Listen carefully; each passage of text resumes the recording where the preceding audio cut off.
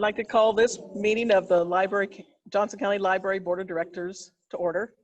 First thing is citizens' comments, which will be accepted in writing and made part of the record of the meeting. Sean, do you have those, sir?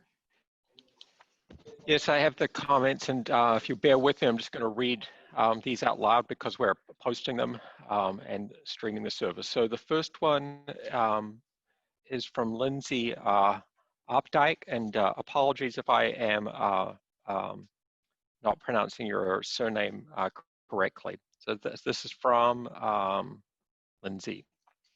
I'm wondering why the Johnson County Libraries are opening so early. This is putting both the patrons of the library and library staff at risk of being infected by COVID-19. Why would the library, which is supposed to be a leader in the community, allow itself to be bullied into reopening? It is unfathomable to me that you would not listen to the scientists and the CDC for proper reopening guidelines. When a large percentage of your staff have decided not to return to work this early, or at all, shouldn't it tell you, the board, that you are making the wrong decision? If the library board won't even meet in person and insist upon holding Zoom calls for their safety, how can they expect their staff that they supposedly care about to be in contact with the general public all day, every day? This also puts the general public at risk, offering them a false sense of security, since a typical trustworthy organization is choosing to recklessly open without meeting CDC guidelines for reopening.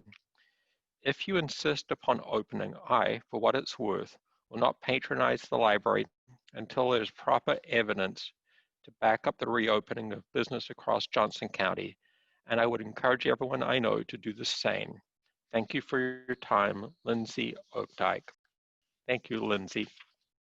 This is a clarifying piece of information, and I don't think it was said at the special board meeting last meeting, is that a library board is meeting in person in the Carmack room at the Central Resource Library, appropriate social distancing, and there are what we are keeping the room to 11 people in that. So just as a clarifier. The next one is from Justin Smith. Mr. Smith writes, Ms. Scruggs, please pass along these concerns to the library board meeting on Thursday. The library mission ends with the phrase, support and enrich people's lives. To this end, I have grave concerns with the library's proposed policies and plans and reopening schedule for June 15th, 4 days after this meeting, 1 business day after this meeting. First, I know the library values the support of its staff and their lives above all else.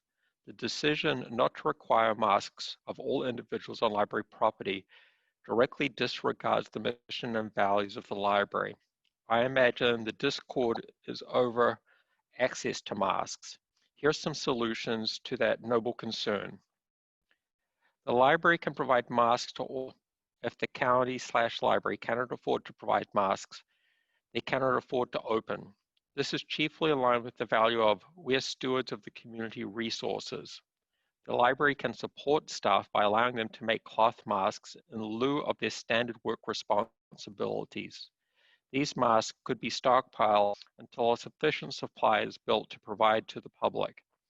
The library can deny entry based on lack of masks and simply not supply them. This would be consistent with the library and county policies requiring shirt and shoes for service items far more expensive than masks. Second, the library should engage in honest, open dialogue with the community. The reading of comments is not sufficient if it doesn't meet the library's value of access to information is ensured. Holding these meetings is online in a forum that is closed to the public poses the following issue. Individuals without internet access cannot participate. There is no discourse as public comments are simply read and can easily be misinterpreted or disregarded. The board is not following the same safety standards it expects its staff to endure in 1 business day. If it is safe enough for the Central Resource Library to open with 0 restrictions on how many people can be in the building at once, it is safe enough for the board to hold a meeting in person for all who want to attend. Third, representation in the decision-making process has willfully disregarded the community you serve. The board lacks adequate minority representation, lacks diversity of income, lacks diversity of age, and lacks representation. Additionally, the staff representative that is provided to the board is limited to administration. Individuals who would not be present on the floor in the path of most danger when the library is scheduled to reopen in one business day. This does not reflect the library's value if people are respected. In particular, we recognize the contributions of our staff. Fourth, very little information has been released to the public about reopening. The public has a right to provide feedback on the reopening plan. However, without a finalized plan, the public cannot offer concrete feedback. The fully formed plan is being/has been presented in this meeting. However, the public cannot respond in person and must have submitted commentary by noon on the day of the meeting, which means the public are exactly 1 business day to provide feedback to the board. However, the board will not meet again before the plan is implemented. So this violates the most central value of the library reports, to have customer needs come first. We must place the highest priority on service to our customers and treat every request with equal value. A request cannot have value if it does not have a forum to influence policy.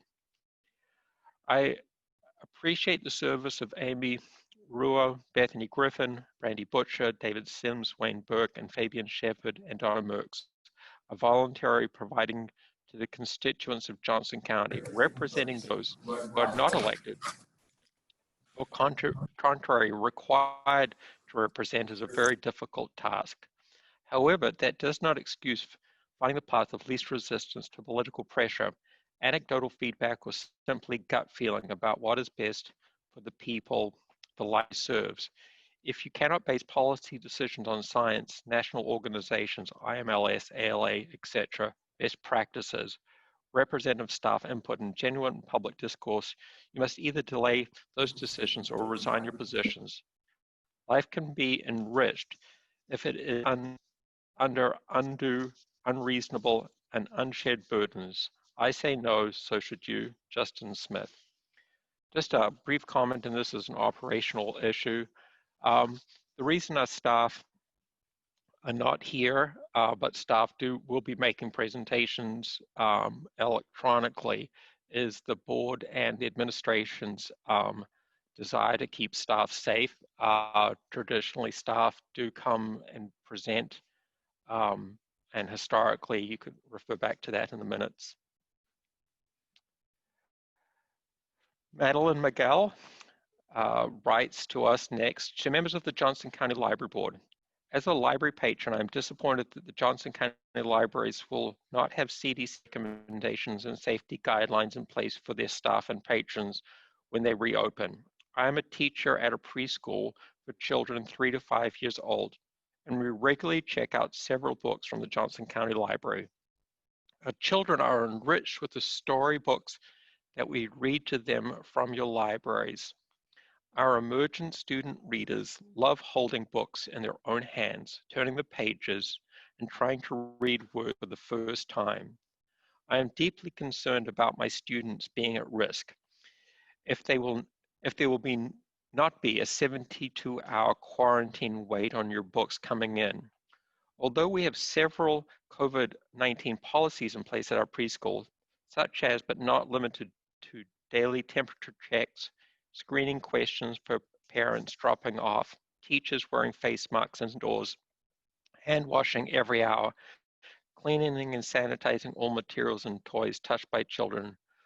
My co-teachers and I do not have the time, nor is our responsibility to quarantine library books that we check out. Young children would still contract COVID-19 or could be asymptomatic carriers to their family members. I hope in due time you will seriously reconsider your guidelines for the safety of your patrons and your hardworking staff. Thank you for your time and consideration on this matter. Sincerely, Madeline Dash. The next one comes from Heather Olson. Board members, I am writing to express my displeasure at the news that the libraries will be reopening so quickly and that the books will no longer be placed through the quarantine procedures.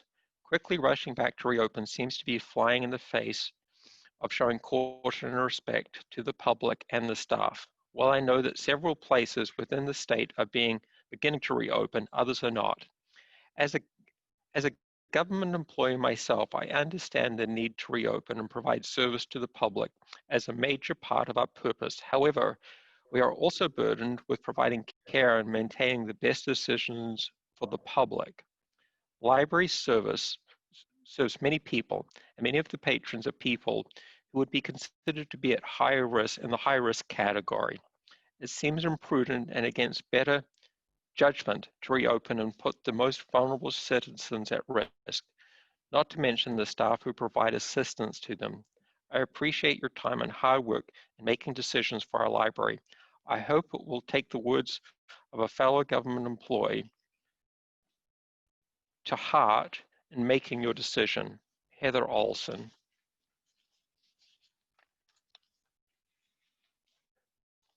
The next email or comment is from James Greevy.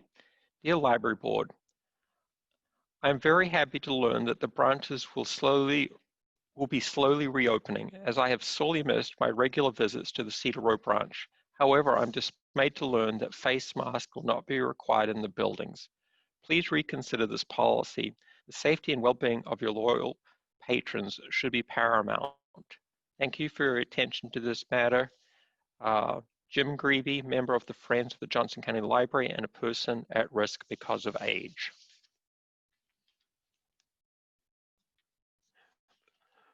Excuse me.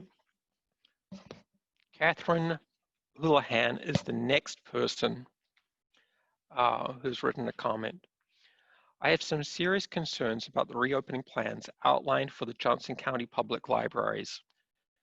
JCL has stated it will only clean its branches once a day, will not require patrons to wear masks, and will not limit the number of people in the building.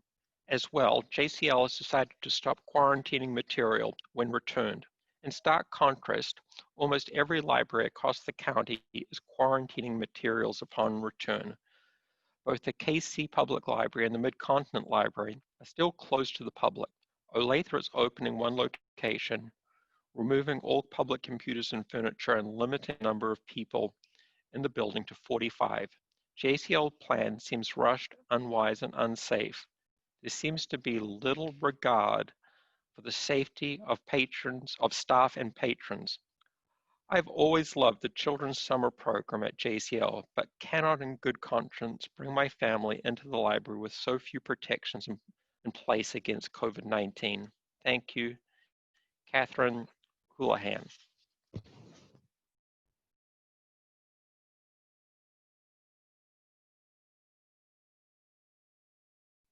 Comment is from Kim Windsor.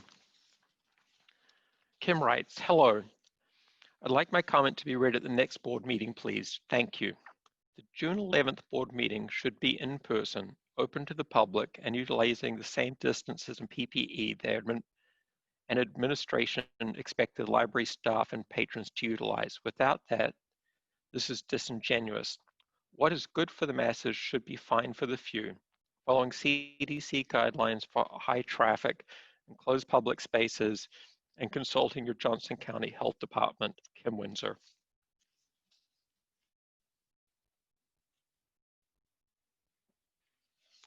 The next one is from Marcia Bellin. Hello, first, thank you for providing a great service with the Johnson County Library. I really love this resource, and the staff at the local libraries are always very kind and helpful. I recently heard that the Johnson County Libraries will no longer be quarantining or sanitizing books. While I understand the logistics of quarantining material for every customer returning to the library, I feel it is essential for the foreseeable future. I am an actual virologist and do not feel we have enough information or enough deceases in county COVID cases to warrant the library putting down its guard on the virus. Not only does this put staff at risk, but it risks spreading the virus, since no one fully understands how long it remains infectious on surfaces. If you continue to go forward with the present course of no longer quarantining checked out material, then I will no longer be a user of the Johnson County Libraries. I cannot risk my health nor the health around me simply because my reading materials were not properly quarantined. Thank you for your time. Marcia. The next comment comes from Best. Hello. I've had some serious concerns about the reopening plans outlined for the Johnson County Public Libraries. Johnson County has stated it will only clean its branches once a day, will not require patrons to wear masks, and will not limit the number of people in the building. As well, JCL has decided not to stop quarantining materials when returned. In stark contrast, almost every library across the every library across the country is quarantining materials upon return. Both the Kansas City Public Library and Mid-Continent are still closed to the public. Olathe is reopening one location, removing all public computers and furniture, and limiting the number of people in the building to 45. Johnson County Library plan seems rushed, unwise, and unsafe. There seems to be little regard for the safety of staff and patrons. I have always loved the children's summer reading program at Johnson County Library, but cannot in good conscience bring my family into the building with so few protections in place against COVID-19. Sincerely, Aaron Best. I apologize, I think I've read this one twice, but our final comment is from Doug Engelman. It reads, Michaela, thank you for including my comments in the last board meeting. I believe they noted there is an upcoming meeting next week. Would you please include the below comments? I ask the board to please reconsider ending the quarantine of returned items and reinstate continuing to quarantine returned items. Many patrons feel not doing so creates an unsafe environment. The library and the county librarian have spent many years creating a great library system that is also safe. The decision the board made at the last meeting leads to an unsafe environment. Many books and DVDs contain plastic covers, and the CDC does not have conclusive evidence on how long this remains on plastic surfaces. The comparison to a grocery store or a cardboard box pizza delivery is not the same as a book or a DVD which has been in someone's possession and then returned. Just because the board members have not had an encounter with the disease or gotten sick themselves does not mean that there are not those in the community who are affected. I ask the board to think of the 10,000 plus Kansas citizens who have tested positive and almost 2 million US citizens who have tested positive for it. A small inconvenience of delaying how quickly one can get material after it has been returned is worth it. Doug Engelman. And that concludes the comments from patrons. Thank you, Sean.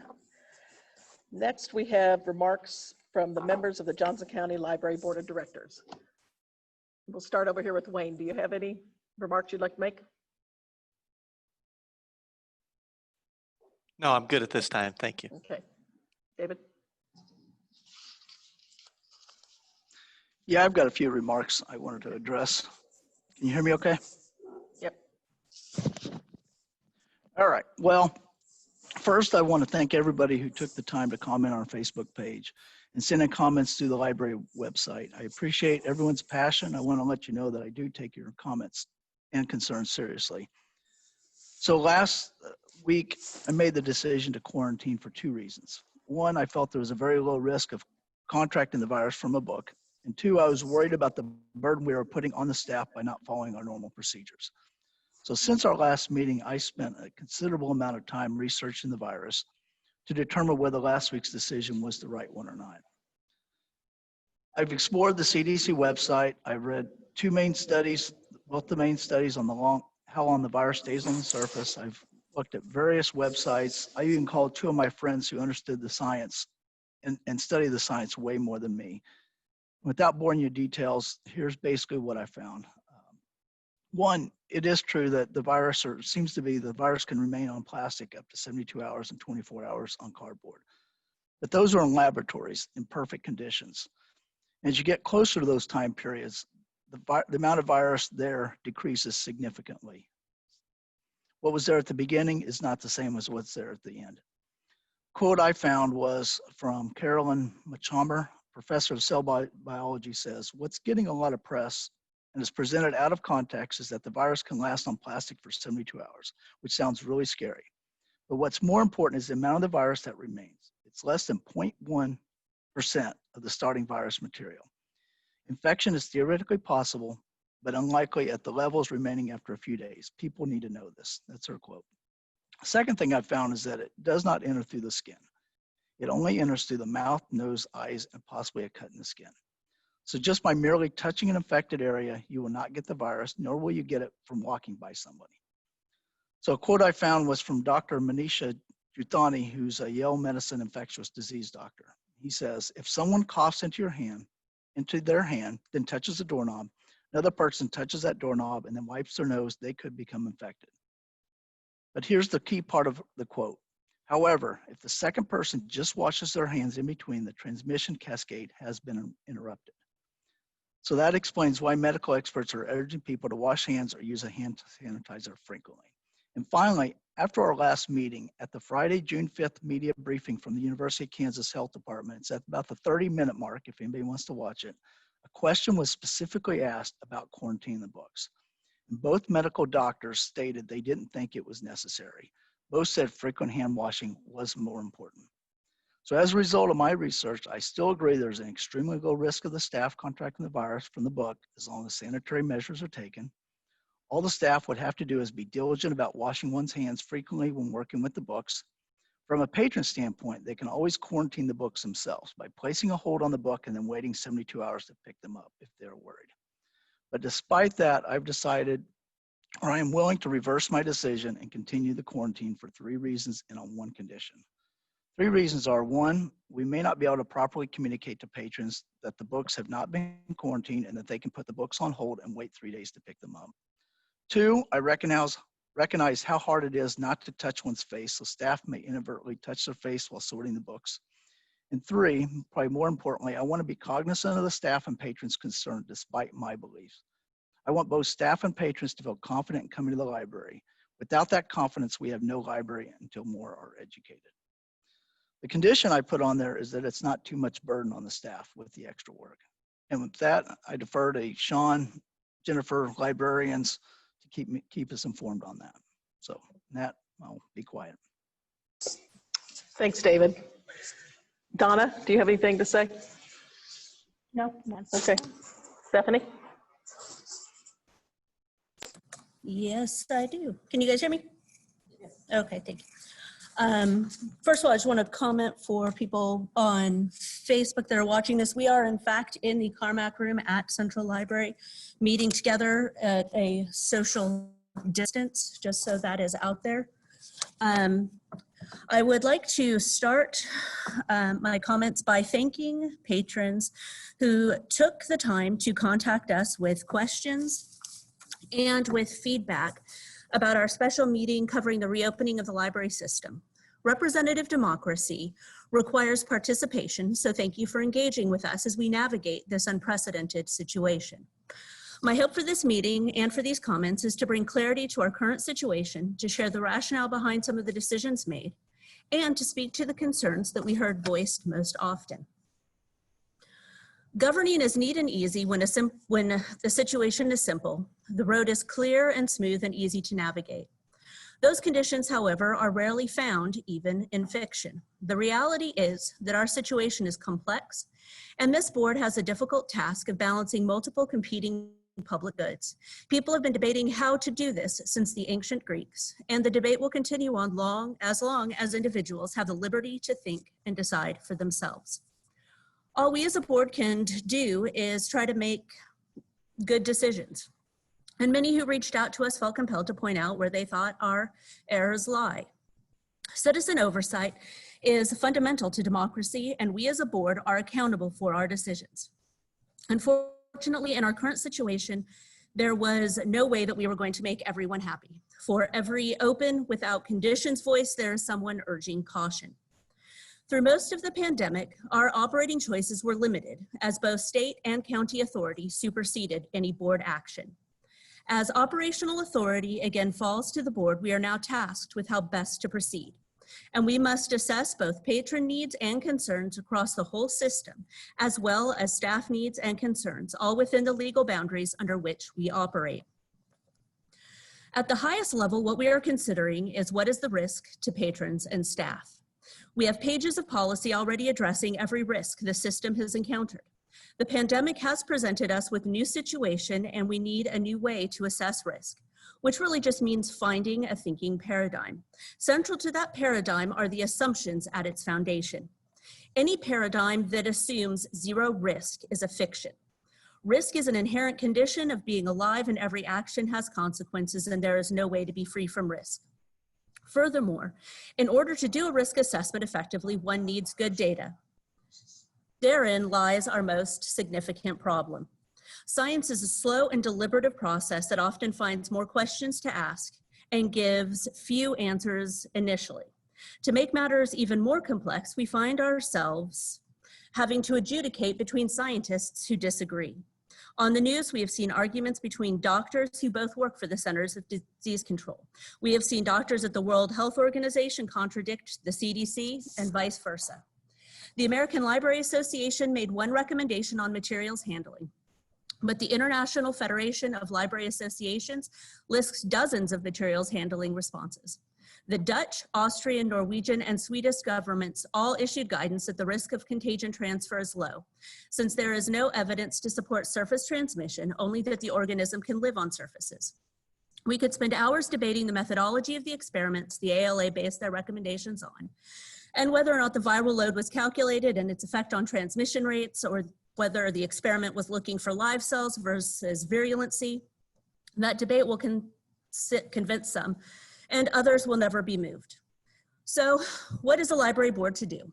We voted to ease into opening and to end the 72-hour materials quarantine so that when we open, our system is as efficient as possible in getting materials to patrons, hopefully not patients. Our buildings were not designed to stockpile materials, and the operational concerns of materials quarantine are not insignificant. This decision was not well received by some, but others thought it was sensible. I am comfortable with the action we took and even all of the patron response. However, on Facebook, there was a great deal of comments that I'm not comfortable with. And there was a lot of toxic projection that our actions were an unethical display of reckless disregard for the lives of our staff members. And that gross assumption that this board made the decision in our ivory tower is both manifestly untrue and wildly offensive. It is a shame that what could have been a discussion on risk mitigation strategies with valuable citizen input devolved into ad hominem attacks where our attentions were not given the benefit of the doubt. I cannot speak for the rest of the board, but I personally found this both frustrating and disheartening. I serve because I believe in the library's mission, and I believe in citizen oversight of our democratic and our civil institutions. I am not here for the glory. There really isn't any to be had. I don't even get perks. I can't cut in line for holds, and I still have to pay fines when my books are late. All there is responsibility, and I take that very seriously indeed. I also resent the implication that I'm asking staff to do something that I would not do. And this isn't flippant, this is earnest and absolutely serious. If it would ease anyone's mind to see me put my money where my mouth is, I will be happy to start reshelving books tomorrow morning. Thank you. Thank you, Bethany. Brandy, do you have anything? Fabian?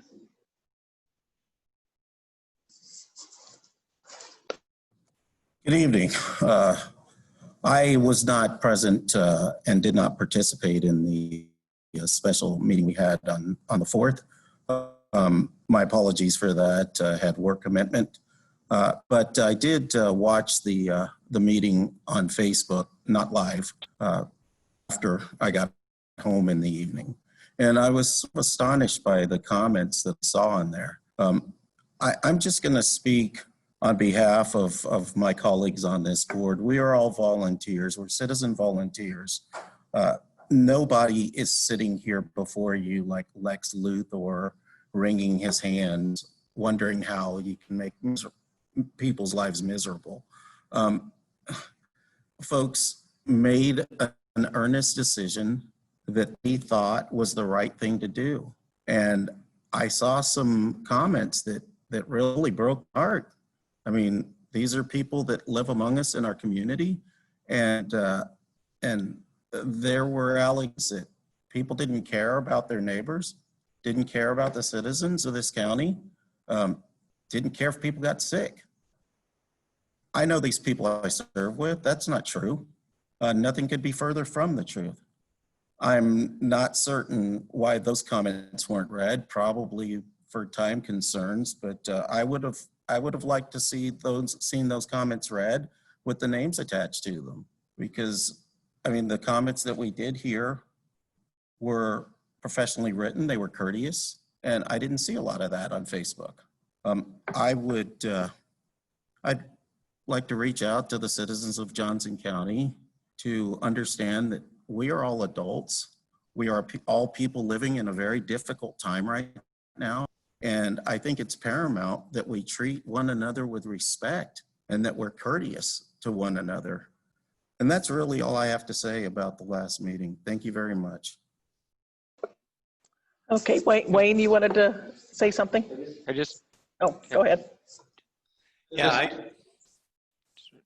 Just to clarify this, the comments that are read were the ones that citizens sent with the explicit a desire to be read in front. We've received hundreds of comments. Some of those were asked and to be read at today's meeting, and I did. But the others did not request. So every comment that was asked to be read in front of this board has been read. Thanks for clarifying it. Thanks. yeah. I was just going to say, I apologize that I wasn't prepared to speak. I was kind of a little caught off guard, and I feel like I'm remiss if I didn't say that I do appreciate the people who wrote in with their concerns. You know, with any difficult decision that's made, you're going to make quite a few people happy, and there's going to be some people that are unhappy. It seems that when people respond to the next meeting and ask for their responses to be read, it's usually the people that are unhappy. And so in the future, if we make a difficult or controversial decision, I ask the public that if you are happy or unhappy, please present both sides of that. And maybe there's not anybody happy, I don't know. But the one thing that I would say, I would be very open. I believe we're in phase 3 and we can have up to 45 people in here. I would be very open to having our meetings where the public could attend again. Again, we would have to follow the phase and the rulings. But I feel like it's a little disingenuous for people to say that you're not meeting in public. We were here in person at the last meeting, and we were here today in person. And as long as we're following the phase and guidelines that's put out by Johnson County, I would be very open to having meetings in a proper space, a proper distancing that did allow a certain amount of people from the public to continue to meet those guidelines. So Amy, thank you for allowing me to come back and respond. Thanks, Wayne. Okay, as chair of the library board, I wanted to let you, our community, know that your safety and the safety of our library staff and volunteers is the board's highest priority. At the recent special library board meeting, the library board discussed reopening plans, voted on a reopening date, and decided to stop the practice of quarantining material for 72 hours. Our goal was to get material back into the hands of our patrons as quickly as possible, as well as to restore library service levels as much as feasibly possible. It was never our intent to put the public, volunteers, or staff in any danger. The entire board has listened to the community feedback over the last week. We have asked staff to provide us with more information on the topic of quarantining materials so we as a board can be more fully informed. As volunteer board members, we have been faced with making decisions that we never imagined. We are trying our best to find a balance between providing our patrons with convenient access to services and materials while ensuring the safety of the public and staff. Although I would like to think we will make the right decision every time, sometimes we won't. However, we are committed to always listening to the community, keeping an open mind, and being willing to revisit decisions. I want to thank everyone who has posted a comment on social media or sent an email to the library board to share their thoughts on decisions made at the last meeting. This is democracy in action. I also want to thank you for your patience as we work through these topics. We will be revisiting the quarantining of material later in this meeting. Please keep your comments coming. We all share a desire for the same outcome, to keep our patrons, families, volunteers, and staff safe while providing the services and materials to our community wants and needs. So next up on the agenda is the Friends of the Library, which is a written report presented by the Friends board member, Christina Sadden.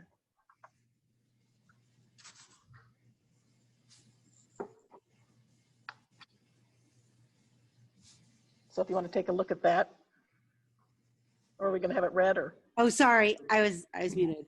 Oh. So, sorry. So I wanted to thank the Johnson County Library Board for welcoming the Friends to present their report. Jennifer Curtis, our president, has included a written report within your board packets. For the purposes of expediency, I'm going to simply highlight a couple of key accomplishments. Throughout this process, we've been able to continue with our online used book sales, and in fact, staff and select volunteers working within social distancing guidelines and staggered schedules processed a month's worth of orders within 2 weeks. So since we were able to begin resuming those internet sales as of April 8th, we have sold 738 items and raised about $11,500 plus shipping for the library. We're still continuing to transition our order and inventory management system to a more robust system, and that will be happening within this month. There's additional information regarding the activities of the Friends provided in the written report. Thank you. Thank you, Christina.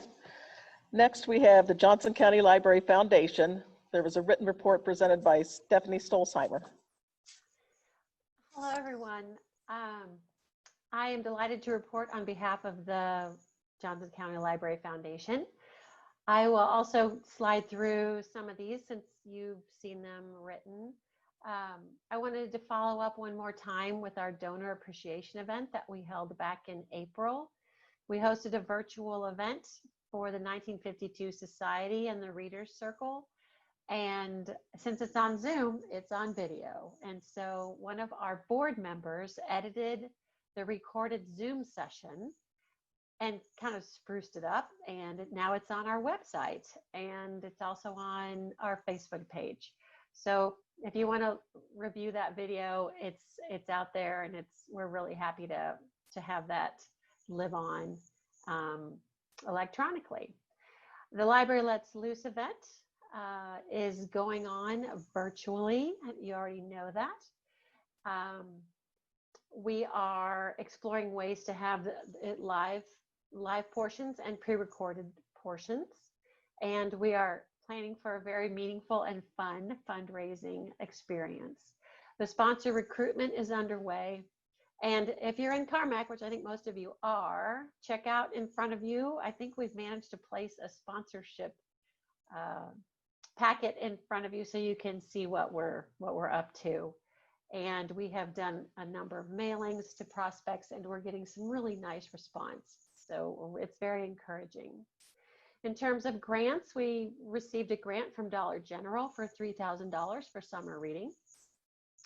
And our board of directors is reviewing the strategic plan. And I've slid something in here that isn't written, and I hope you will indulge me for just a second. The Race Project KC kind of came to light last week. It was so timely. We had some interest in promoting Race Project KC. The Race Project KC is the library's social justice initiative focused on the role of racism in the United States and in Kansas City in particular.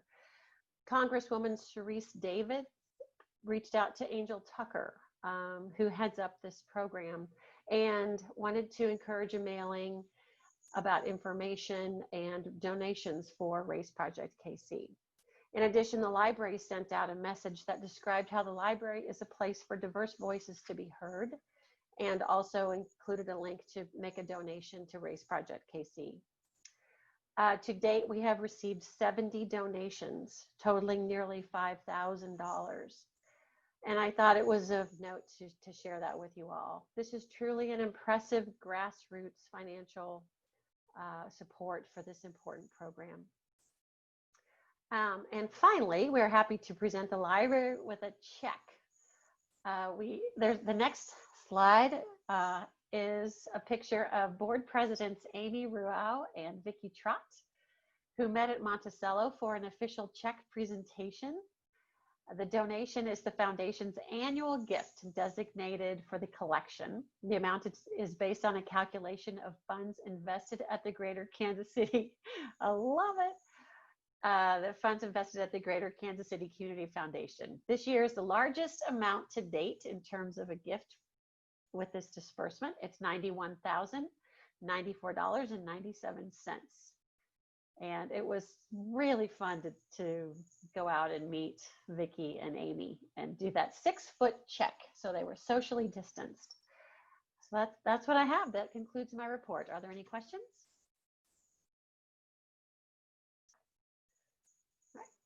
Thank you very much. Thank you, on Stephanie. Behalf of the, No, go ahead.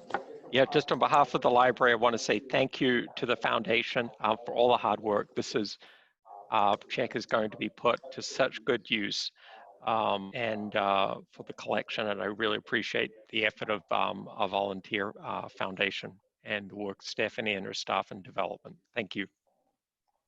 Yes, thanks, Stephanie. That was fun getting together to get that big check, and big in dollar amount and big in size. So it was fun. Thanks for coming out. It was a beautiful day. Oh my God. It was a beautiful day. Thanks a lot, you guys. Next up, we have our liaison from the Board of County Commissioners, Janae Hanslick. Thank you, Amy. I'm going to keep this really brief because I know that there is a lot that the board needs to discuss tonight, but just a couple things. One is the Board of County Commissioners continues to grapple with and address issues around COVID-19. Just today, we authorized the expenditure of our federal CARES money in the amount of $3.5 million to purchase up to 50,000 more tests for the county. We're dealing with the budget impacts and revenue losses associated with COVID.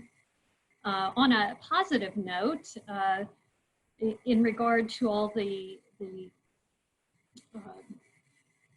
concerns these past couple of weeks around the death of George Floyd and the ensuing protests and information, I had a lovely email from a 14-year-old young lady who was asking me how she could get involved and how she could get more information about racism and how she might be able to learn more. And so I reached out to Christopher Leach at the library, and he and Angel Tucker very kindly provided me with some resources to share with this young lady. including something called the Dividing Lines Audio Tour, a race project resource page, and there's also a student cohort program.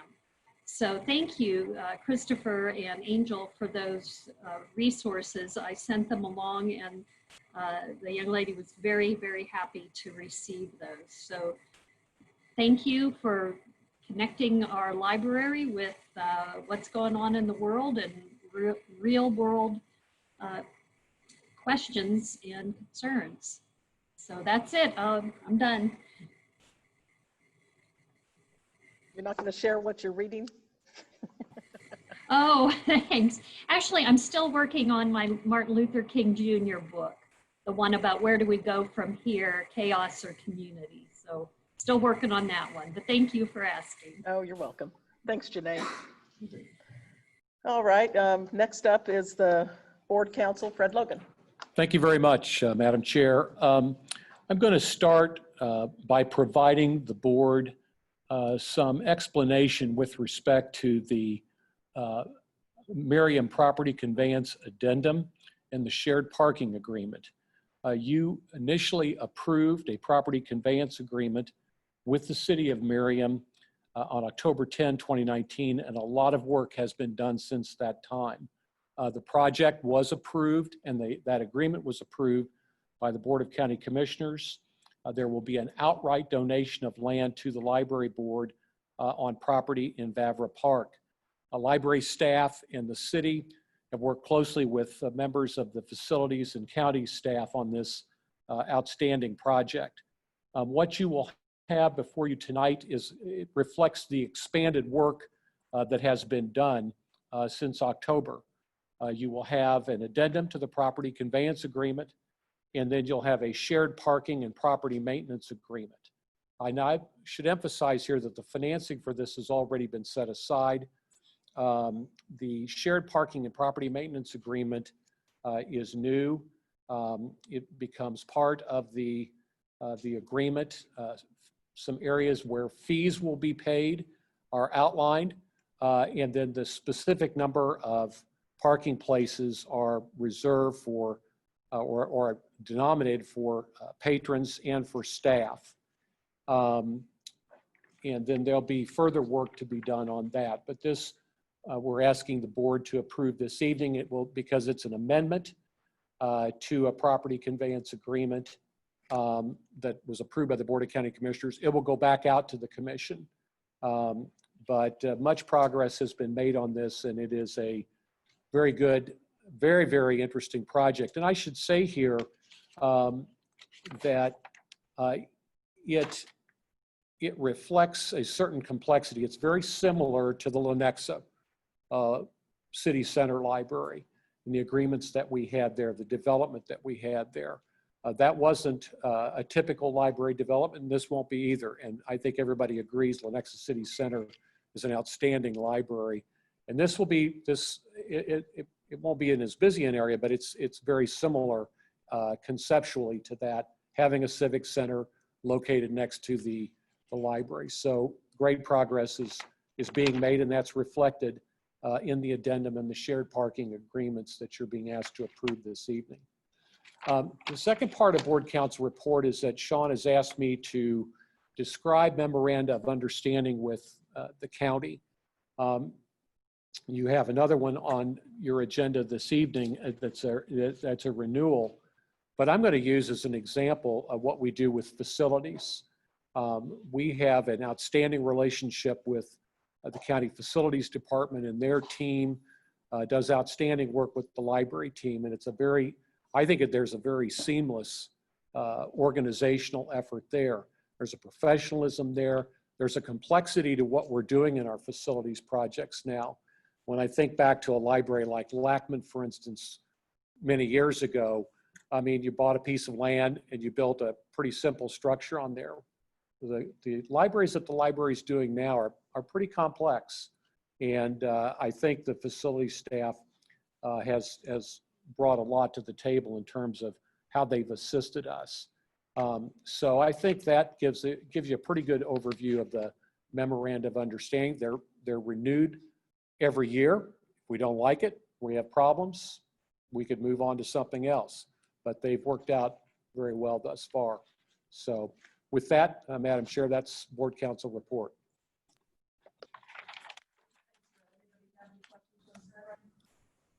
I do.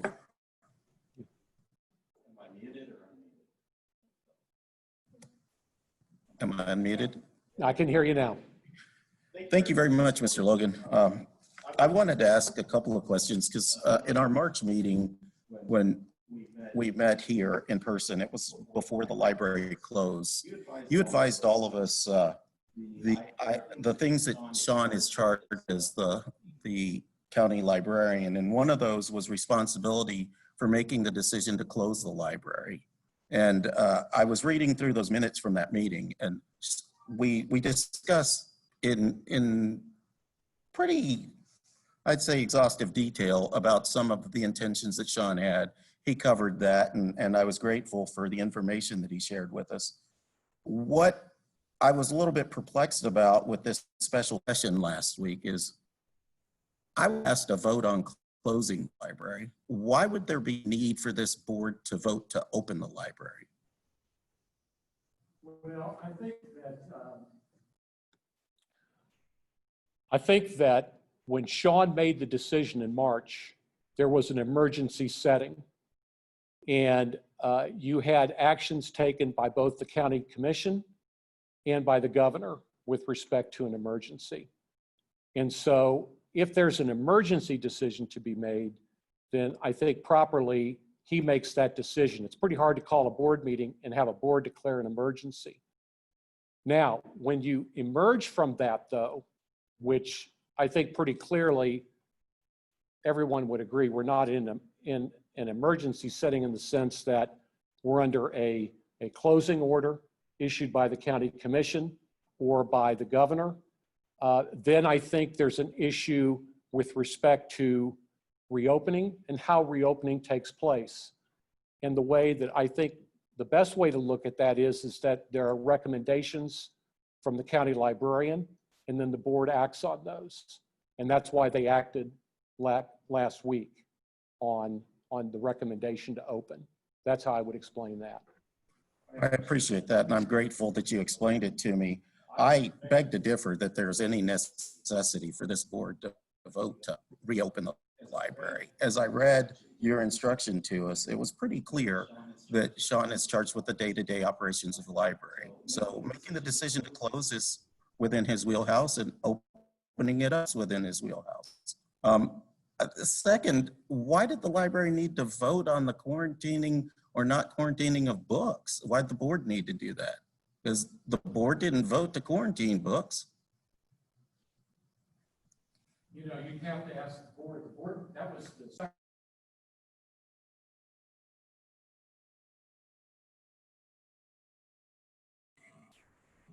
Fred, you're muted. Okay. Hear me now? Yep. Everybody hear me?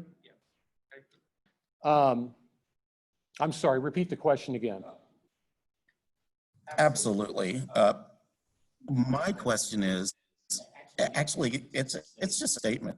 I don't see any reason this board needed to vote to quarantine or not quarantine. The board wasn't asked to vote when the inception of the quarantine occurred. Why is it up to the board to rescind that? I think that's something that you can discuss and that Sean may bring up here. I think that it was the first motion, you had a recommendation from the county librarian to reopen the library. So the first motion, I think, implemented the reopening plans. The second motion was brought up at the meeting, and that pertained to the quarantining. And I think he'll have comments on that. I think you can make an argument that quarantining is not an appropriate board decision, that that's really a decision that should be made by the county librarian and not by the board. I respectfully differ on the issue of reopening, however, although I understand what you're saying and I respect what you're saying. I see that as a joint decision when you're emerging from an emergency. And I think that the board and the staff work hand in hand on that. I think the quarantining is a very, very different decision. And you could make an argument that's really strictly a library staff decision, a county librarian decision. Thank you very much, Mr. Love. Yeah, so I have a comment on that. The board just is primarily our policy-making board and a budget. Those are the two broad things that a board, library board handles. That being said, that doesn't, and you've tasked me with day-to-day operations. That doesn't mean that a board cannot inject itself into an operational decision and direct me to go in a certain direction. That is within your authority. I would say, particularly with quarantining, that my advice to all library boards is that you don't get into operational issues or operational decisions going forward. That's not within the purview of what you've instructed and how you've laid out going forward, that those day-to-day operations would be the county librarian's responsibility and the responsibility of the professional staff going forward. I've said that to other boards, other library boards in the future, in the past, and I'll add again to this one. But it is within your right to do this, and my role here is to provide you with my recommendations, particularly around issues, or to answer any questions so that the running of the library is a completely transparent process and that you feel at all times that you have oversight on that process. I think another thing that you always learn in situations, and I think this is a great, no one has experienced a pandemic except Ben's sons. So this is our first pandemic that we're going through together. And hopefully our last. But there are just many, many challenges to this, and to feel like we're going to get every decision right, I think is unreasonable. But I think the ability to go and learn from those as we go forward is really, really important. And I think that's something that I admire about the board. But again, what I would say is it's best to leave operational decisions to the administrative team and the management layer would be my recommendation going forward. Thanks, John. And that's what's fascinating to me, because while some people may see it as an operational decision, I kind of saw it as a policy decision. And if it's a policy decision, I would counsel perhaps the county librarian not to unilaterally make policy decisions without the input of the board. Yeah, while I can understand that it's inherently about, I would disagree. That's the processing of material, which is fundamentally an operational issue. It's not a policy issue, and again, it's a temporary issue, and again, we can have a debate about that. Policies, in my mind, are different than procedures.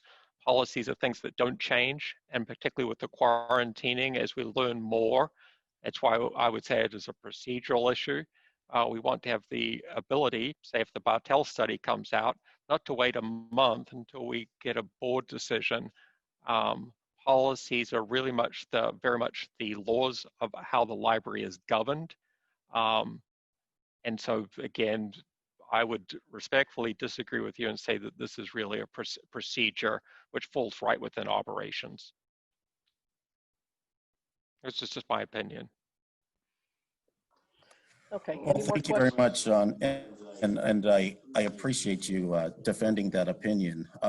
I would say that we are going to disagree on this one, and this is the place for that spirited debate and library board meetings, especially before our patrons.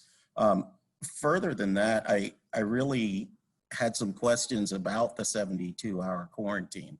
You know, the more and more I look at it, I appreciate the materials you provided to us. One of the first things you said you used as a tool for evaluating how we would enact these procedures was consulting with our county partners.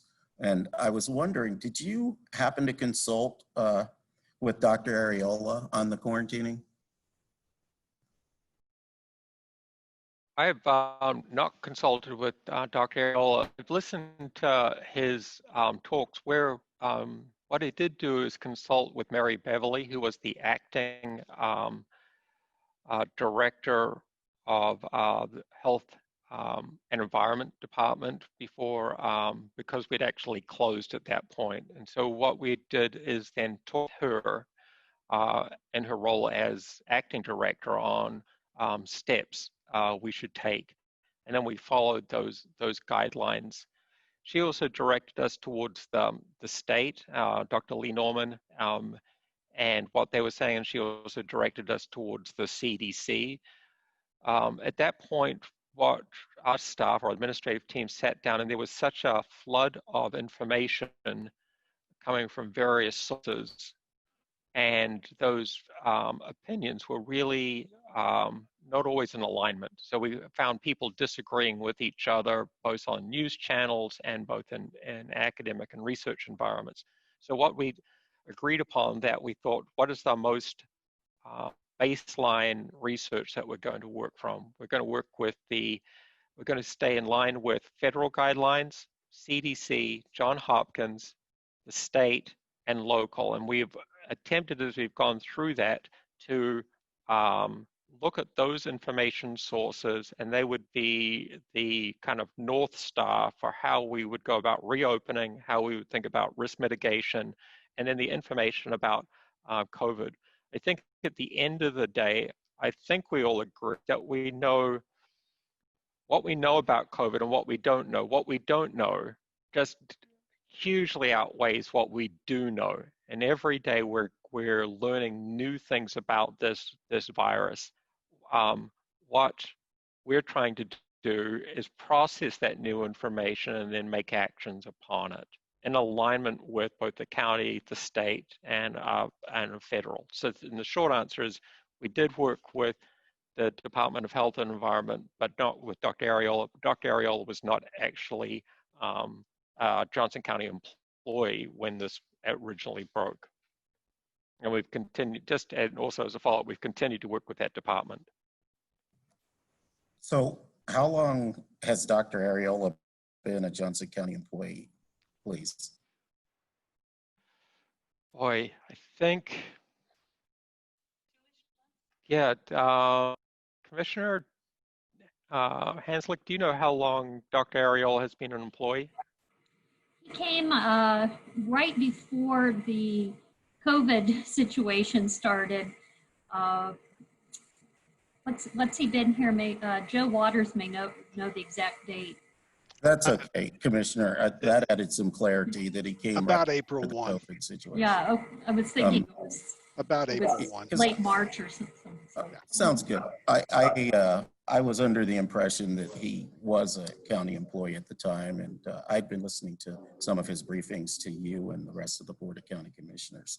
The reason I asked that question is because the first thing it does say is that you consulted with county partners, and oddly enough, when questioned, Dr. Areola echoed some of the sentiments that my colleague David Sims shared from the things that he had researched and read, and that was that the risk of transfer through material, plastics, books, things of that nature, mylar, was very low and very remote possibility of transmission in that manner.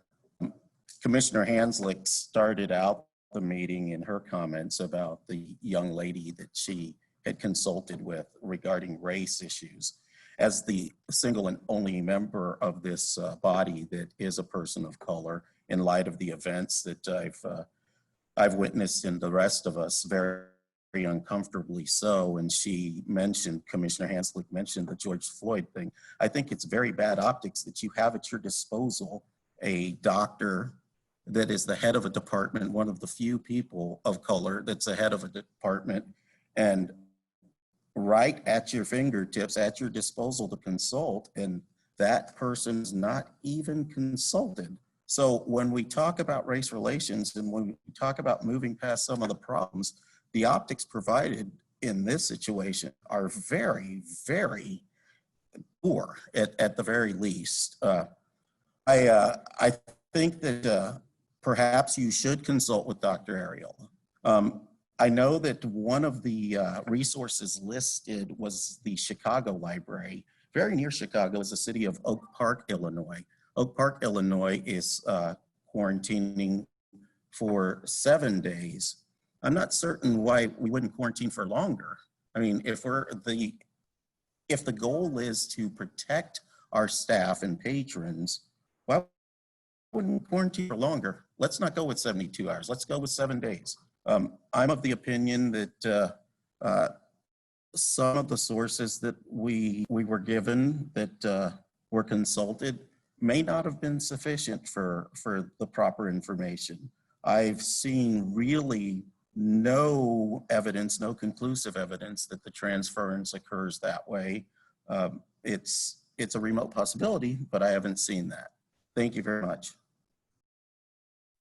I just want to clarify something because maybe I failed to communicate this clearly. So I want to come back. So I did consult with Dr. Ariola in person, and I've done this twice. I have also reached out to the Department of Health and Environment and asked them for recommendations and to give us recommendations as a library system. They've repeatedly refused to do that. Dr. Ariel's instructions to me for staff was to tell staff that not to wear masks because it wasn't needed and in fact could be more of a hazard. He also instructed me to tell staff not to wear gloves when handling material because gloves were doing that, and to provide hand sanitization and through either a hand sanitizer or hand washing. We did express concern that we didn't have that available for all staff. And then he kind of came back. We also then asked him specifically for guidelines on how we could do that and how we could partner with the Department of Health. We expressed to him that we had 38,000 people coming through. The Department of Health and Environment has provided us no support or any written guidelines except for that. Though we have talked to both the acting and to Dr. Ariel or in person, the fact is that he has not given us any assistance when we've explicitly asked for it. Granted, he is busy and he has other concerns, but neither has he tasked anyone from his department to be a resource for us. It's not that the library has not asked for this and not asked for guidance or a willingness to work with the department. It is that there has been a general, what we have been told is to wash our hands and to maintain social distancing. And that's the beginning and the end of the support that the Department of Health and Environment has given the Johnson County Library System. Because of that lack of support, the Johnson County Library System has then gone out and looked at other resources. We're not epidemiologists or doctors, but we've gone out and again shared with the board as much, which is the common practice that we're seeing across in public libraries, and an attempt to then work with the facilities department to put sneeze guards and others safe. We asked the Department of Health and Environment if they would be willing to work with us providing PPE for both our staff and our patrons, and they instructed us that they would not. And then they also instructed us to go ahead and have our staff or volunteers create cloth masks, and that if we continued to want to do masks, but again, their recommendation was for our staff not to wear masks because they felt that it provided no protection. Thank you very much, Sean. I appreciate that. So to be clear, you did consult with Dr. Ariola and he made a recommendation. You just chose not to listen to the recommendation or heed the recommendation he made, right? The recommendation was confusing. I asked Dr. Ariel directly if I am wearing a mask, the idea was that I was told that masks only protect other people from you. And I asked him directly, if everyone is wearing a mask and I'm wearing a mask and it protects me from you and you're wearing a mask and protects protects me, isn't the net result one that ultimately is a safer environment? Again, I'm not an expert on this, but I was told no. Again, this logically does not make sense to me, and so we looked at other resources. And at CDC, to be honest, at the beginning of this was not saying to wear a mask, and has since changed, and then we've come out with the general recommendation to wear masks. There's some studies about influenza where the masks have shown to stop the spread. And again, in an abundance of caution, we are recommending, not requiring, that staff wear a mask, and we're recommending that our patrons coming in wearing a mask. Thanks again, Sean. Commissioner Hanslick, are you still with us? Commissioner Hanslick? Yes, I'm here. After hearing those statements by Sean regarding the communication with the Department of Health and Environment, does that concern you? Well, since I was not part of those conversations, I can't really speak to them. I think that would have to be something we'd have to hear from Dr. Areola in regard to what his intent was in terms of those conversations. Well, I meant with respect to the fact that the librarian just told this governing body that he reached out to the Department of Health and Environment, to the director, and that he got very little to no assistance from the Department of Health and Environment. Again, since I don't know the full story of that situation, I really can't comment on it. I would hope that anybody who reached out to any other department would get the assistance that they required. That would be my expectation. Well, I thank you for that explanation, and I understand your desire not to comment, especially in this forum.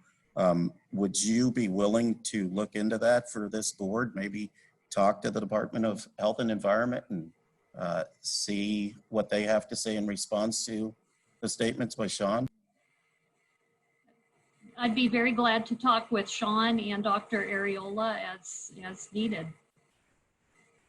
Thank you very much. I'm sure that my colleagues here on this board would love to hear what you find out. And since you are with us at each of these meetings, would we be able to expect maybe that you could share that with us at the? Oh, yes, I'd be glad to speak to that after I have more information. Thank you very much. Okay. Do we want to continue with this topic, or do you want to bring it down later? Whatever you want to do. Okay, if we can talk about this and move to, if the board so chooses, we can move to the really the issue at hand for under updates, which is the reopening report and quarantining of materials. The main decision before the board today is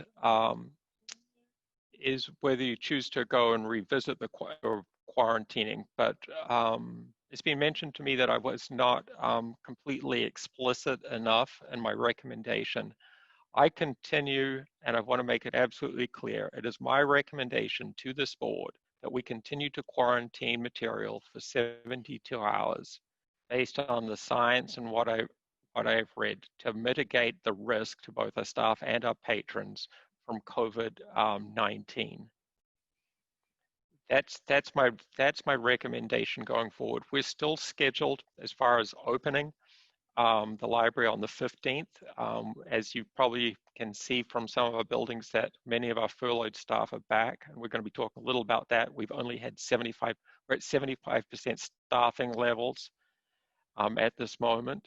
It's also my recommendation not to require patrons who are coming in to wear masks, but to highly recommend that they do, and we will have signage indicating that wearing a mask, from all that we understand, may not protect you, but it does protect your fellow citizens.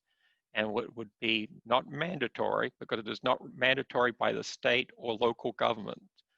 The commission has talked about this today, and Commissioner Hanslick and can corroborate this. There is no enforcement of the ad astra. There are recommendations and guidelines, but there is ultimately the commission again reaffirmed today that it's the responsibility of every citizen or person that lives in Johnson County to take the measures that are in place. Social distancing, wear a mask, wash your hands, and don't touch your face. Commissioner, I've hoped that I've represented the board's, the intent or what the board decided today. Have I captured the intent clearly? Yes, you did a very, very good job, Sean. Yes, the board voted to continue to recommend that Johnson County businesses and residents continue following the Ad Astra Phase 3 guidelines. Those guidelines are recommended. They are not a requirement, or there's not going to be enforcement, but the expectation and hope would be that people, out of a sense of community responsibility, will continue to do that, so that we can continue to see the results that we're getting, that we are seeing downward trends in the percentage of positive cases in the county.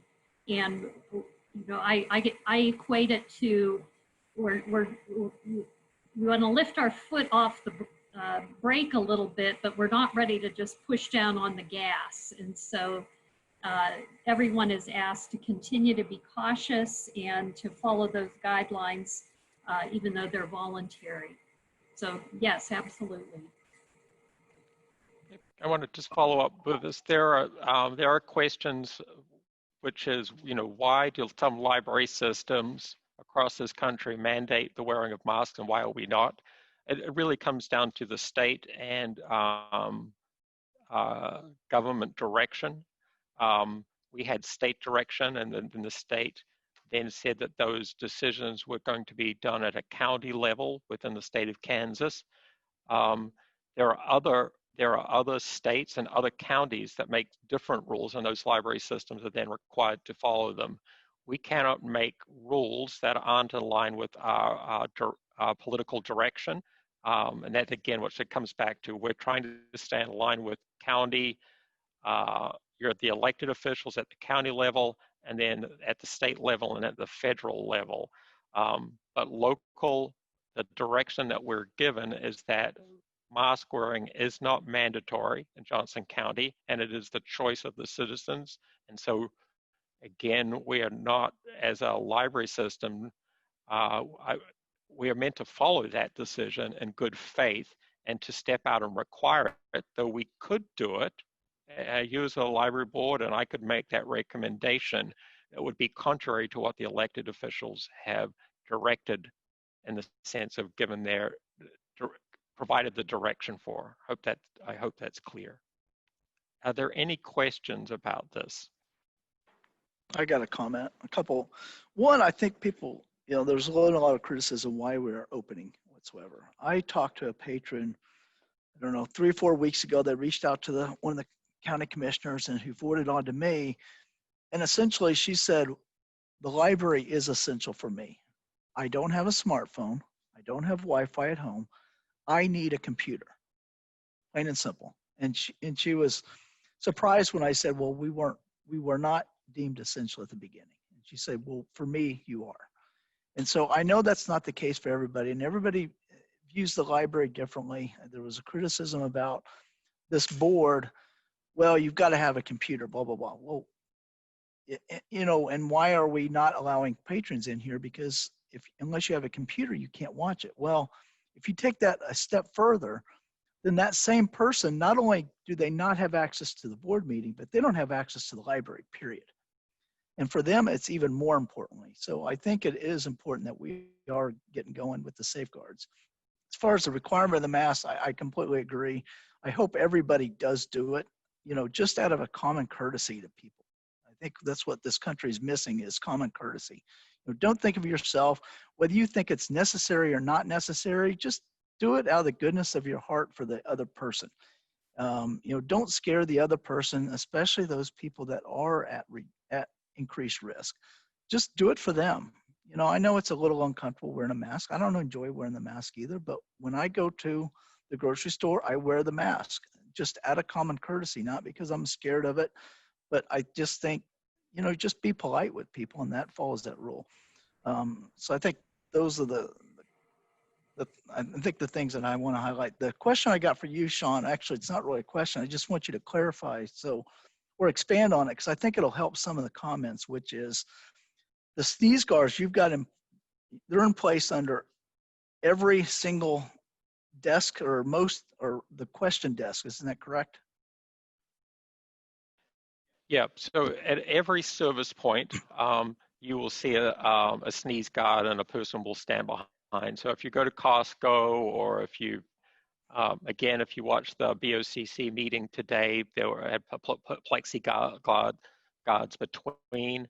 Why? It's just the frequency. It's the number of people that are coming. It's not so much to protect the patron from the staff person. It's just a staff person who's standing there for hours and may have to have a longer conversation.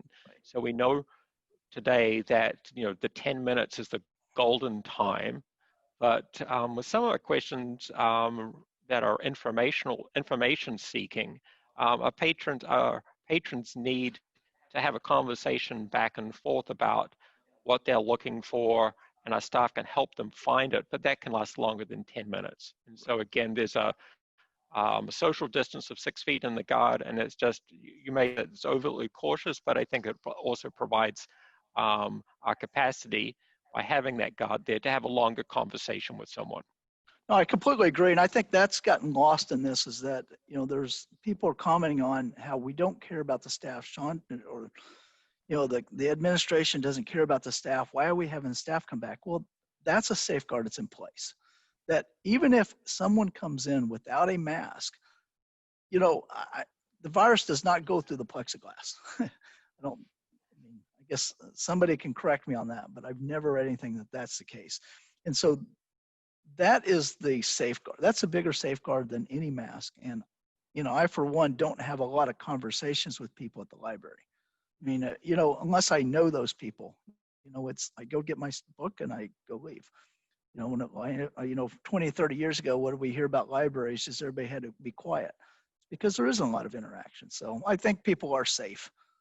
I think people will be safe. I hope people do wear masks for just common courtesy, even if you don't believe in them yourself, it's just out of common courtesy. But I think the plexiglass will be protecting a lot of the staff. And so, I tip my hat to you for doing that. It wasn't something we asked, and you're doing on your own, and we're spending money to do that. So thank you. Yeah, I just want to clarify. Sean, this is Renee. I just wanted to mention, I'm not trying to insert myself in this conversation. Just wanted to share something that I had experienced. I've had some calls this week myself about the library, and one of the things that I found was to what David is saying. When I explained to the people I spoke to what the library is doing, there was much greater confidence in returning to the library when I explained that there'll be masks available and thermometers and oximeters, and the library's hours will be limited, the seating will be limited, the sneeze guards, that only half the computers. Once I explained all of the things that were being done, the people I spoke to felt a lot better. So I think, to David's point, and I'm not minimizing anyone's concerns, but I would encourage us all to make sure we're sharing the full picture of all the things that are being done to ensure safety when you come to the library. Thank you, Commissioner. I think there was another piece that I've been reading on social media, and I think, again, it might be my failure to fully communicate this concerning sanitization and cleaning. So one of the comments that I read was the building is only going to be cleaned once a day. While this is true that the building is only going to be cleaned by our custodial staff, once a day, that doesn't mean that our high touch areas are not going to be cleaned at a higher frequency. It also doesn't take into effect that hand sanitizer is going to be throughout the building for both staff and patrons. That, again, the ability to space the computers and have social distancing there. And then for us, if you come into Central today, you would see that a lot of the furniture is wrapped. Again, just preventing people from lingering and having large amounts of social contact within the building. The idea is today we can open our buildings and people can come in and get material, they can browse, but they can't linger or stay like as they once did. It also has got to do with our programming.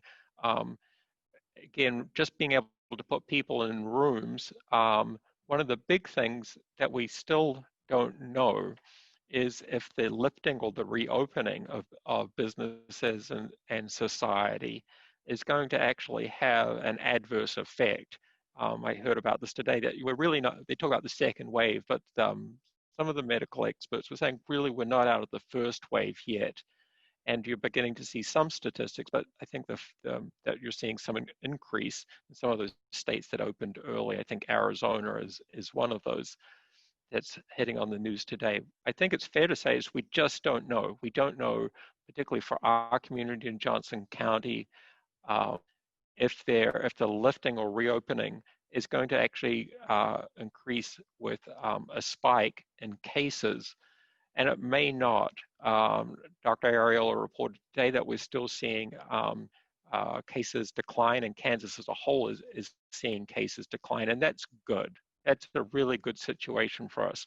I think the feeling for us is to continually watch on that and see if there's a change and then act appropriately. We don't want to be reactive. In fact, then you're kind of too late, but we don't want to kind of jump the gun. But I feel as a library system, we've always kind of been proactive as far as dealing with problems as we see them and able to address them. The other kind of piece that I want to reiterate what Fabian said, which is, this library board is and has always had this long history of being concerned primarily for the patrons, the services that they provided, and being a safe environment and restoring access, but they've also been dedicated to the safety of staff, and they just have a pattern of behavior towards that. So,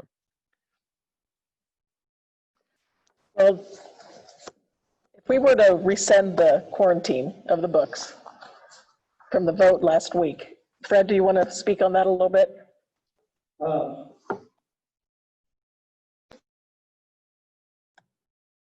So if the board wishes to rescind a previous action, it would make that as a motion. It could do that. The rules would require that be done at the end of this meeting unless the board by consensus, in light of the discussion that it's had, there was a consensus to take up the motion now. But that's what the motion would be to rescind the board action of last week, in which it directed that there would be no quarantine period upon return of library materials. In other words, rescind the second motion only. The first motion that you did would in no way be impacted on the reopening. But that's how that would be done. There would be a motion and a second, and then if it passes with a majority vote, then it would be rescinded. At that point, then it would be in the county librarian's court on whether to impose a quarantine period or not. So I think the first, if there's going to be a motion to rescind, I think the first question is, do you want to do that at the end of the meeting, or by consent, do you want to do that motion now? I think there would need to be unanimity that the motion be taken up now. Since we're on the topic, what do you? Madam Chair, I have a question with regard to what Mr. Logan just shared with us. In reading the comments after last week's meeting, it seemed like there were several members of the staff that were concerned about that particular item, but they were also concerned about some other things. And with respect to my concern for their safety, I'm wondering how many of the staff who indicated in those comments they would not be inclined to return under that situation, under those circumstances. How many of those would be inclined to return if that was the case? Sean, do you have any idea? Yeah, it's a really good question. And so what I'll be reporting later is that 25% of our staff have returned. So we're at 75% capacity at a staffing level. I think one of the things that we'd ask county HR was whether they were going to provide any instruction and allow us to say to staff that wearing a mask is mandatory. And this has been one of the concerns our staff has done. And HR has informed me that that's not. I have asked again HR and county if they would be willing to provide us any type of PPE, and they said they are not.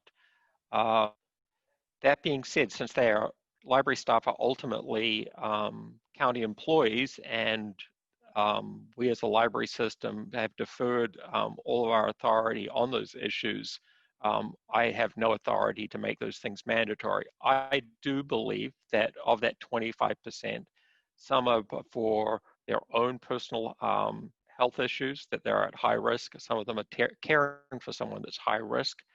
And some believe that the threat is high for them. Some of those staff are choosing to resign and separate from Johnson County Library. Some of them are also choosing to either use vacation or sick time, and then others are seeking FLMA leave. Within the sick time and the vacation time, we followed policy on that.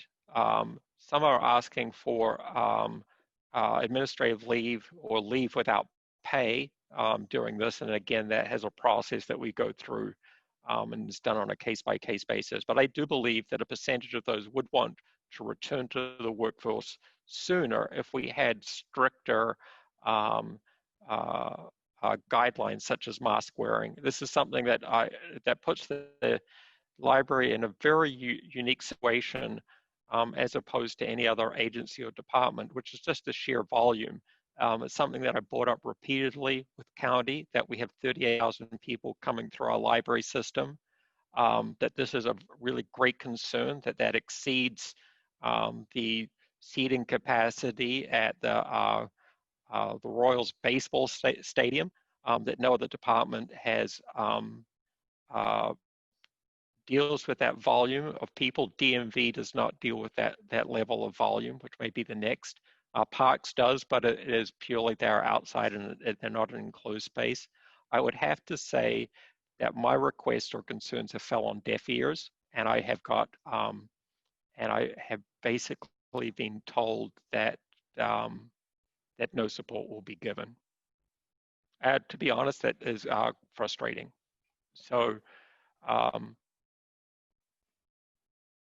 that's the situation. That in this way, I have no authority to do that or to increase safety standards for my staff above and beyond what we're doing with sneeze guards, social distancing, hand sanitizer, hand washing, and then general outlines for how we step through the stages.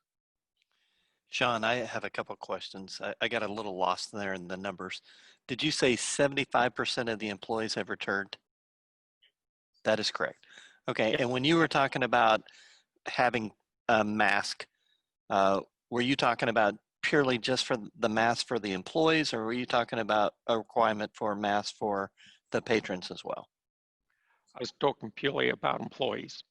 Okay, thank you. Madam Chair, I think to follow up. what I said.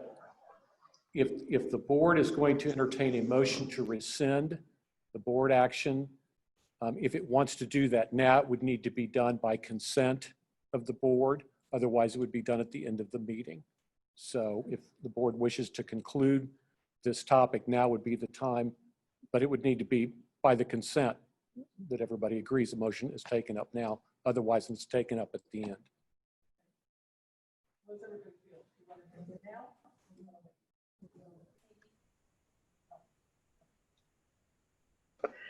What does everybody want to do? Do they want to just do it now, or do you want to wait until the end of the meeting?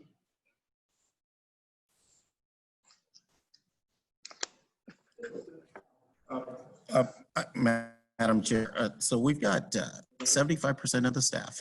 The plan is to reduce the service hours of operations, right? We're going to have limited branch as well. I would like to suggest something, Sean, and you may have thought of this. I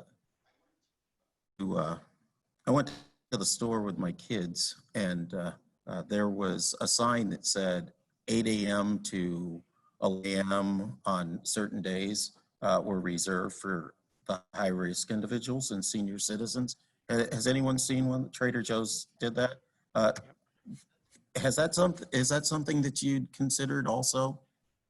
Yeah, that's again a really good question. So, so we looked at that, particularly opening early for people who may be at high risk. What we found, again, with working with one of our staff people whose husband works at Costco. Costco is another place that did this, that the lineup of people coming in who are at risk was so high that it actually worked against them. And so when we asked, when we talked about this issue, we decided not to do that just because we would have people lining up if it was during the opening or lunch hour. We would have a huge influx. So we thought it would be better for spacing, right? And safer for those people at risk to come in under normal hours because there are probably fewer people there. The volume of people at risk was the reason why we didn't choose to do that. I feel like I'm not making myself really clear. You're clear. Okay, great.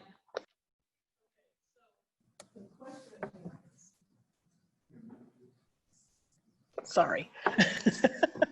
The question at hand is if we want to take a vote on rescinding the quarantine of the books. Do we want to do that now, or do we want to wait until the last item on the agenda today? Who wants to do it now? It sounds like there's vigorous support for it, so I suggest we move on. Okay. What do you think? Okay, so let's put that toward the end of the last thing on the agenda. And so the next thing up of the county librarian's report. So I'll ask David Verratney to come in, and we're going back to the county librarian's report number 1, which is the finance and statistics. Today, we're just going to be talking through the financial statement, and then Dave's also going to start with the budget for the 2021 budget, which the board is going to need to approve today. David, if you could take it from here, that would be great. Thanks, Sean. Good afternoon, board. I'm going to go through just the April report real quick. I'm going to direct you to page 12 on that report, as it gives a nice kind of summary of where we found ourselves as of the end of April. Revenues to date, and we're 33% of the way through the year at the end of April here. We had received about $21,335,000 in revenues, which represents about 53% of the $40.4 million that we have budgeted. That's really on target to where we would normally find ourselves about this point in the year. You would notice there's a couple lagging revenues in our the copying, printing, overdues, and fees section, as by this point in time, we've been closed to the public for about 6 weeks, and would not have had activity in those particular revenue sources. Most of the other revenues we'd received earlier, so that's where we find ourselves at this point. From an expense standpoint, and this shows all our encumbrances, we had obligated ourselves to just under 11.6 million, which represents about 29% of the total that we had budgeted. And so our revenue to expense, this says as of March 31st, it should say April 30th. I didn't catch that. We have about 9.7 million more than we've spent to this point. So, and then I don't know if there's any questions on kind of how we've done through the first third of the year. Anyone? If not, I've got a PowerPoint presentation that I've put together that I kind of want to give a higher level overview of where we are in 2020. We've had some revised estimates as it relates to our revenues, and then just kind of show you how we planned to address those from an expense standpoint. So with that, I'll go to the second slide here, kind of gives a nice overview of our revenues and our expenses. So next, hold on, next slide. So slide 17, yep, there we go. As you can see, the first column there, it shows you the types of revenues and the types of expenses. Second column is what was originally budgeted in 2020 for those. 2020, I'm calling what we're calling revised estimates. As you can see, we're anticipating some declines in property tax, some declines in our other taxes, in particular motor vehicle decreases. Other library revenue, that's the fines, the fees, the copy, those things. Since we've been closed and will have been closed, those are revenues that we likely just won't make up. Could be wrong, but that's sort of what we're projecting is a loss in those categories for having been closed for a few months. Investment interest with the cut that the feds have had in interest rates, that's having an impact on our revenues in those particular categories. And so we're anticipating a couple $100,000 there. So in total, we're looking at about a $900,000 loss. I guess if you're looking for good news is some of the things that we've taken and done as it relates to vacancies, between staff vacancies and the furloughing of employees during the period in which we were closed. We were estimating to probably save somewhere almost just a little under 1.2 million. Now I will say that those are based on some assumptions that those may change some. I mean, that we were speculating as to how long we might be closed. I think we are going and opening a little bit sooner than we had initially thought. And there's some vacancies that we may have to backfill. But I think we've got some cushion there between that of which we think we might be short in revenue and those expenses. From a contractual services standpoint, what that $65,000 represents are all the conferences and traveling that was related to those more national conferences that were planned for 2020 and now just are not going to happen. So in total, we were expecting to save about 1.26 million to offset the $900,000 in losses. So it's a little over reduction. And like I said, these are projections, so it's quite possible the revenues will break to the good and not be as bad as what we have on this page. And likewise, the expenditure savings may not be entirely what they are because they're projections that we based on some assumptions. So I just kind of wanted to show you that, though, just to kind of give you an idea of where we think we find ourselves as of today. So any questions on 2020, this particular slide? Okay. Moving on to slide 18. So we had our original timeline. Actually, David, can I interrupt you if that's okay? If we go back a slide, sure, would be great. Okay, so I had when working with David on this, and David, you can please correct me if I'm wrong when you read this, is that you look at the top part on the far left-hand column on total revenue, which is we have a shortfall of 900,000 from predicted. But what we're seeing on the expenses is that we are to the positive of 1.2 million. And so actually, when you take the loss away from the 1.2, we come out at about $360,000 in the black. So just, again, it may be as clear as mud for you, but I just wanted to be explicit on that we are operating under this revised predictions, that we're operating within budget and we will not be going over budget. Thanks, Dave. Thank you. Yes, and Sean, you're correct in how that's read. That yeah, we're 360,000. We think we should have less expenses than the new projected revenues. So, and we'll keep monitoring this. These projections were done last month, and so things are fluid and can change.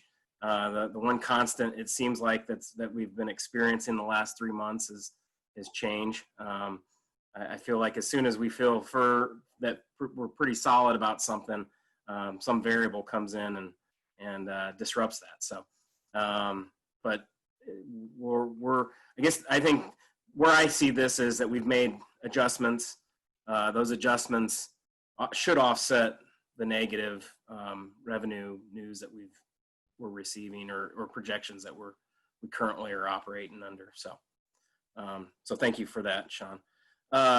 Slide 18, like I said, again, along that line of change, originally we would have presented the library's board, we would have presented the library's proposed budget to the BOCC. I believe it would have been in and around where the second BOCC budget retreat's taking place. And in fact, the Board of County Commissioners would have went through their budget deliberations and put together a recommendation already by this point based on the original calendar. So we have a revised timeline for 2021. Like I said, there was a second budget retreat that was held because the first one happened in early March, and needless to say, there's been a lot of change that's happened since that point in time. The county manager and the budget department began meeting in late May, early June. I believe they're still maybe meeting and I don't think they've quite finalized where they're at on the 2021. Obviously, it's June 11th. We're presenting this material to you all today. The process forward, on July 9th, the Board of County Commissioners will be getting the county manager's 2021 proposed budget. And there's an overview that will be done on that. And then between July 15th and the 21st, the various county agencies and departments will be presenting their 2021 proposals to the board. I don't have a date yet on which our proposal, the library's proposal, would go in before the board. I made some phone calls. They're still working through that, and hopefully I'll have that information to share in the not too distant future as it relates to that. And then The board themselves, the BOCC, would be doing budget deliberations in late July, the 23rd, 24th, and then at the end of the month, on the 27th, at their, I think it's the last meeting of July, would be setting the maximum expenditure budget. So we go through all of that. They set the maximum at that point. It can get lowered later, and then I think there'll be a public presentation on that, and then final deliberations made sometime in August. So with that, let's go to the next slide, slide 19, I think. Let's see. All right, so here's some highlights for our 2021 proposal.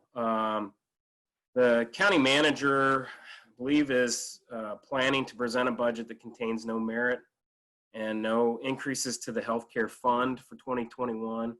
My understanding on the healthcare fund is they think it's in good shape from a financial standpoint, and they want to keep the current rate constant for 2021. Right now, currently, we're not showing any compensation equity adjustments. I think we had talked in an earlier board meeting about this. There are some pay compression issues as it relates to our various pay grades, and we were trying to address some of that beginning in 2021.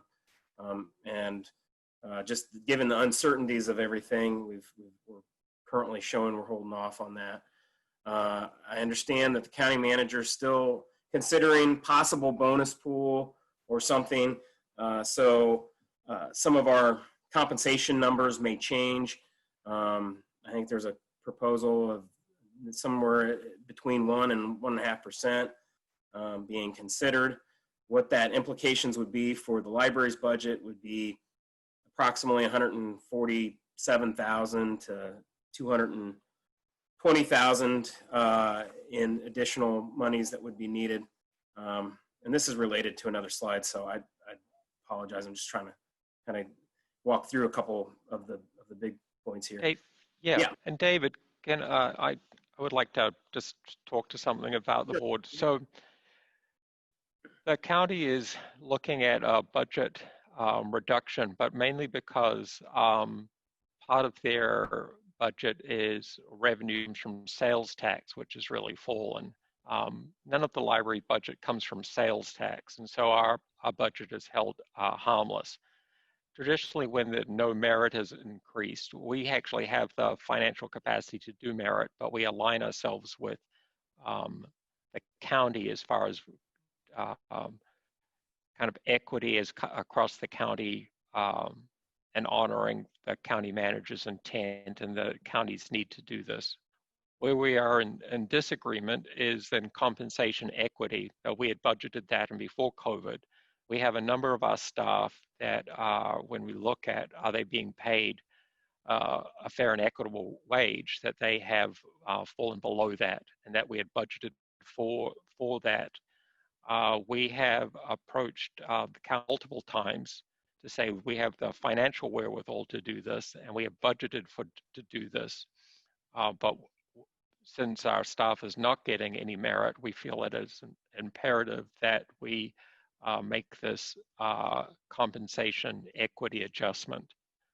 We've shared information with them, and to this point, that has not been accepted or has been not been entertained, and have been told that that's not going to happen. It's something that is frustrating for us as an administrative team because equity is important for us, and we feel as value that we should be paying our staff correctly. But at this point, we've again, as an administrative team and as myself, have just gone to the county and asked for that consideration and for them to go and look through the study. And that's not occurred at this point. Thank you, David. I have a question, Sean. Sorry, Dave. I think David's done. On that topic, though, I did have a question, Sean, and Sure. Maybe this is more for Mr. Logan. Are we legally obliged to follow county on this because we're independent. If we wanted to, could we step out of rank? I mean, I understand why someone might want us to be team players, but if we've got the budget to pay our staff and to bonus our staff and fairly compensate our staff, and we're leveraged with it not costing the county anything, why we're not doing that? I mean, are we allowed to? Is this a be a good team player kind of thing? No, it's not be a good team player thing. The library governance statutes require that it follows county human resources policies. So it's really not, it's not an area where you would have discretion to move outside county policy. It's statutory. Okay. Ultimately, So we would have to, it really would be, we would have to apply to the BOCC and then ask for an exception that what we want to do is this thing and it's not going to cost them money because we have room in our budget already to do that. So it would be lobbying on this board's part to take care of our staff the way that we want to. yeah, that would have to be something that you as a board would choose to do, and that I would, along with the board chair, would present. Ultimately, remember that the board of county commissioners is actually going to vote on the library budget, that you're bringing that to them, and we'll have a say in that. And if you were to bring a budget that they don't agree with, then they may ask you to go back. But I think Fred is absolutely correct on it's an HR policy and we're required by Kansas statute to follow that. The issue of compensation equity review is not, they haven't come out with a statement on that. Okay, so then we have room to maneuver in the places where we're not directly prevented by statute from doing that? Is what you're saying? Is it for some areas that statute does not speak to it so we can do our own thing, is roughly what you're saying?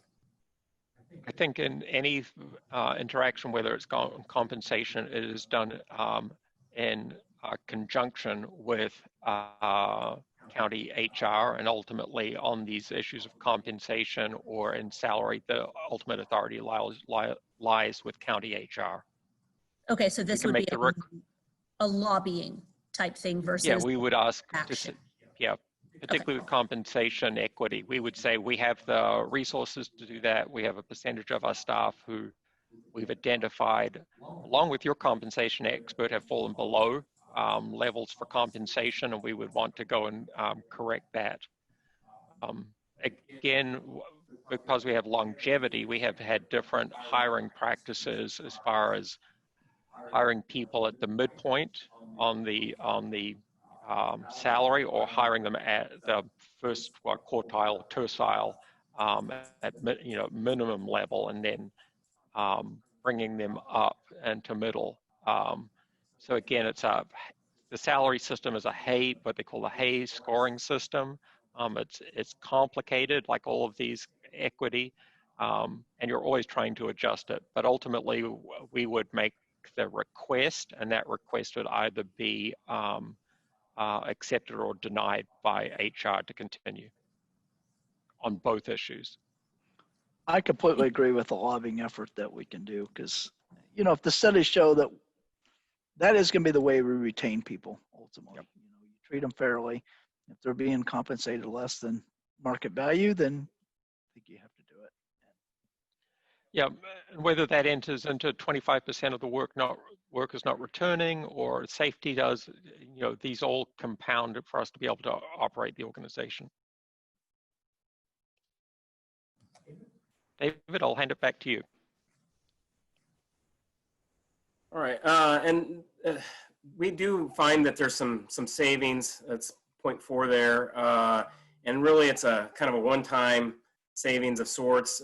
We originally had estimated some debt service for the Antioch project in 2021, and then just based on the timeline of that project and where we find ourselves, and when we believe we'll need money to begin construction, really allows us to do the debt service in 2021 but the debt payments themselves wouldn't begin, just the way they're structured, until 2022. So, so I on the next slide we'll show that. There are a number of additional operational needs that we've been able to address through this budget. The big areas being enhanced communication efforts, furniture replacement, as we're beginning to address that system-wide, IT maintenance and replacement. That's a continuing growing concern as we have a lot of things that we're doing digitally. Collections enhancements, this is us continuing to put money towards that. That's digital and physical. And then increased custodial needs for our libraries. So what that includes is facilities adding a custodial position, and then we have some custodial contracts we have that have some, well, we're needing to increase our contributions, our expenses too. So then with that, I can move to the next slide. I have that kind of just those. So those are those 5 big areas.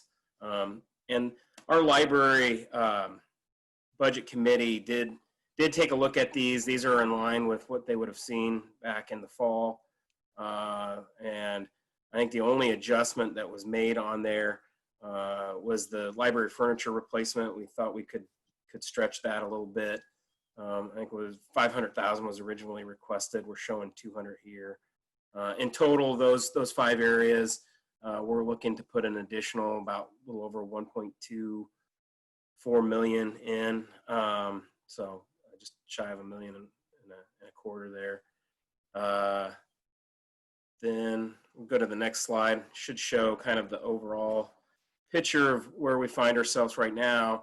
In the 2021 original forecast, we thought we'd have about 42.4 million in revenues. And the good news is property tax, we were pretty much on target, minus what, about just shy of 20,000 there. Other taxes, motor vehicle was anticipating being under, and that's where the real laggard is in that other taxes. But we're looking to be about almost 520 short there. Small adjustments in other library revenue, and we're really not anticipating interest rates to go up here. And so investment interest will be, and will likely remain low in 2021. At least that's what we're projecting as of right now. So in total, we're looking at about an $806,000 decrease. So taking you from about 42.4 to about 41.6 in total revenues. Where we've made adjustments, and this is kind of goes to this personnel. So this would assume zero merit, keeping healthcare funding flat essentially for 2021 so it'd be keeping it at the 2020 funding levels, and then not doing any of the pay compression equity issue would leave us about $1.2 million less than what we had originally were projecting to be in 2021. And this could change if there's, I don't know, if they end up doing some kind of bonus pool, or if some kind of merit stored, that number could go up, or if we end up being successful in our efforts maybe to lobby to begin addressing some of our pay equity issues, again, that would change. But as you can see, that 1.2 million is far more than what we're where we're projected to be in terms of our revenue short. Some of that, and since a lot of this stuff happened here in the last several weeks, and like I said, change and fluidity of numbers, we've just kind of put that money for now into contractual services in a holding. And where it looks like there's decreases in commodities and capital outlay, those are still increases. They're just there's some, well, there's thousands of lines, and to be honest with you, hundreds of individual moves where we've, in some cases, moved money between contractual and commodities lines in various cost centers. And the capital outlay is just, that's reflecting, we originally thought we weren't going to be able to do as much in way of the furniture replacement. So we had, as an admin team, had decided to stretch that out and decrease that number. And that was prior to any adjustments that were being made from a personnel standpoint on this. So, and then the lease payment to PBC differential there of that $499,850 is related to the Antioch library debt service payment not being made in 2021, and so that would come on our books in 2022, anticipating our issuance of debt in the fall of next year.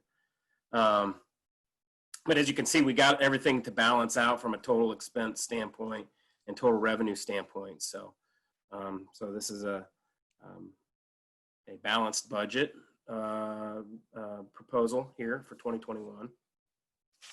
And I think that was it on my slides. Any questions on this slide or anything that we may have covered here? And I know I'm throwing a lot of information at you, and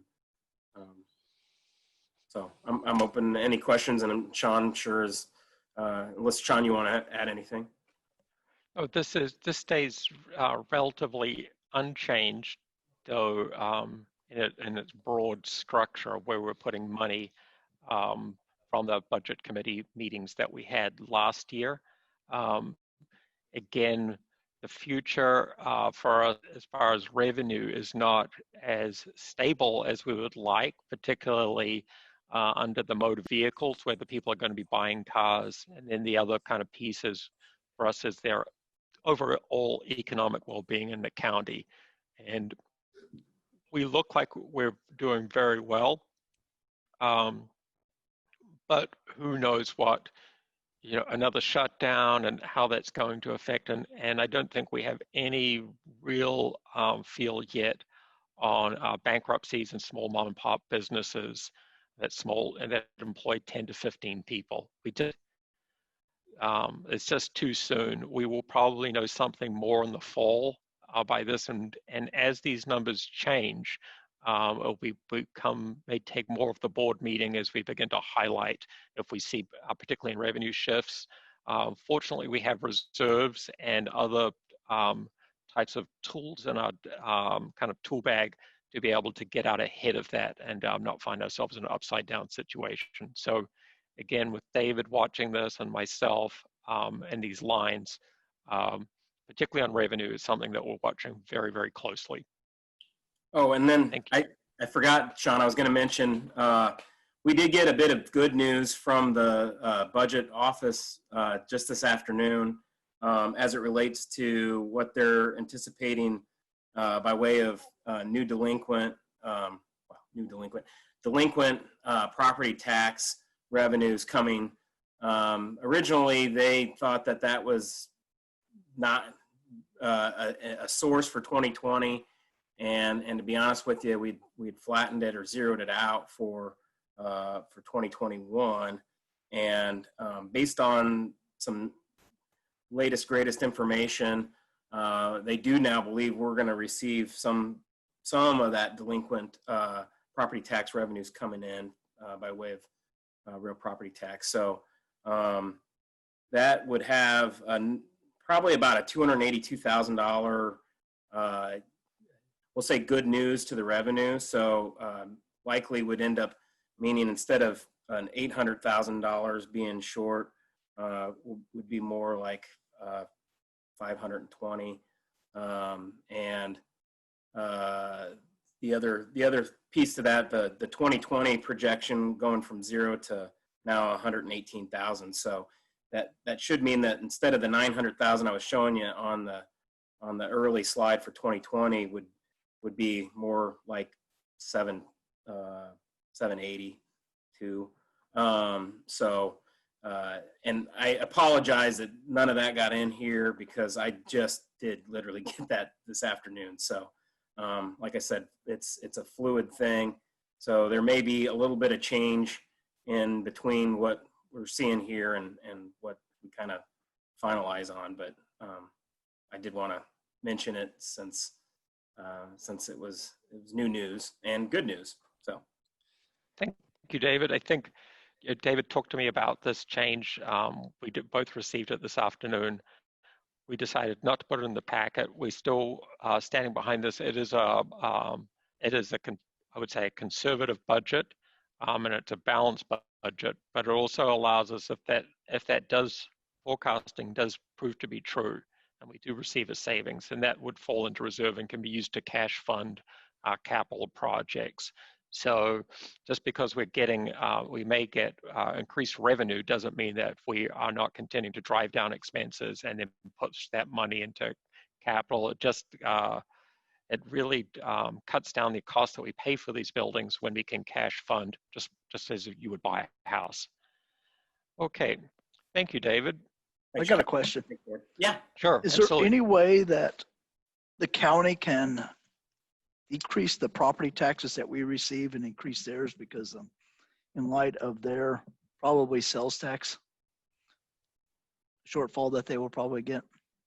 Let me ask, this is fraught with peril, David, so I'll answer this question. Absolutely. The Board of County Commissioners control the mill, so they can lower the mill and on this end and then take that difference and put it across. The only difference is that you remember that you have a lather, which is the kind of the hole in the system, and we don't collect taxes from that, and if the county was to do that, that would affect those people. It would go county-wide.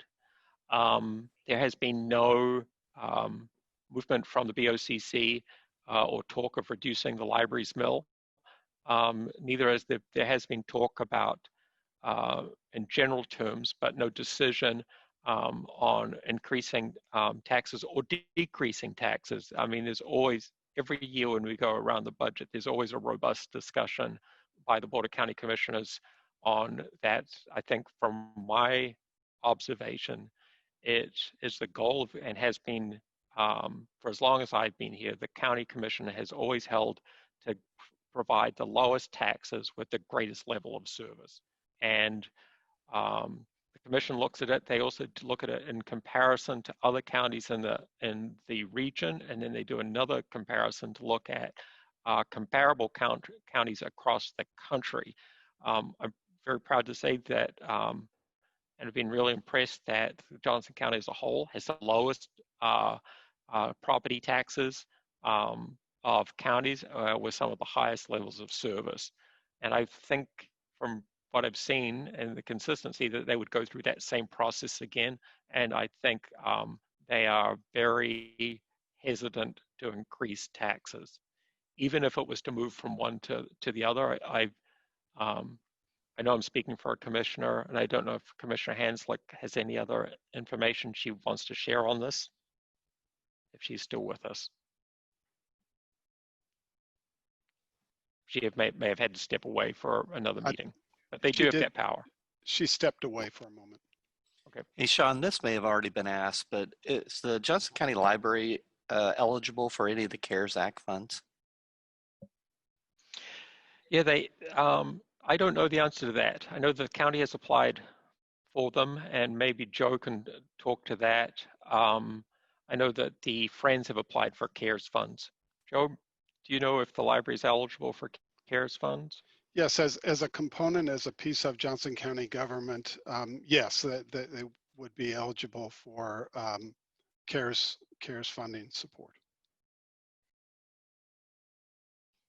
I think that's something that we need to be asking about. I mean, if we're looking at any kind of revenue shortfalls, that's what the CARES Act was set for, especially when it comes to paying for our employees. And I'm sure that that's why that money was put there, to offset expenses that directly related to COVID. And I agree with something that David said earlier. We need to make sure that we pay our employees to continue to get them to stay here. And so if looking at and I'm sure I don't want to be critical. I'm sure you've already looked at this, but I think it's good to hear it publicly that let's look into that and see what we can get. I hear you. Yep. And Good point. this is, Joe's still hanging on here, and maybe I shouldn't. I apologize if I shouldn't be, but believe me, the library's needs, issues, the kinds of things that the library's been facing are very similar to much of the rest of the organization, and are part of our overall planning and thinking in terms of utilization of those dollars. But absolutely, by all means, we'll have more conversations. Joe, thank you very much for that. I would like you and your colleagues in the county manager's office to consider, when you're looking at that, please, the results of the surveys that we've gotten. The survey for the Johnson County Library was exceptional. It exceeded my expectations. And I've been looking at some of the comments here on Facebook Live, and I know that some of the staff is watching us right now. And I just want to say to you, the staff, you have an ally here. I think compensation equity is paramount. So I want you to understand that you've got someone on your side, and you do have recourse. Reach out to, we had Commissioner Hanslick on, reach out to Commissioner Hanslick's office, reach out to the BOCC, and share your thoughts with them just as you shared your thoughts with us.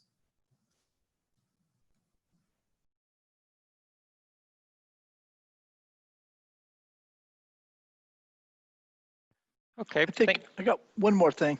Sure. So if we're projected to save 360,000, what would prevent us from just buying a bunch of PPEs and have those available so that if someone doesn't have one or forgot theirs at home, that they could then use it, whether it's staff or patrons?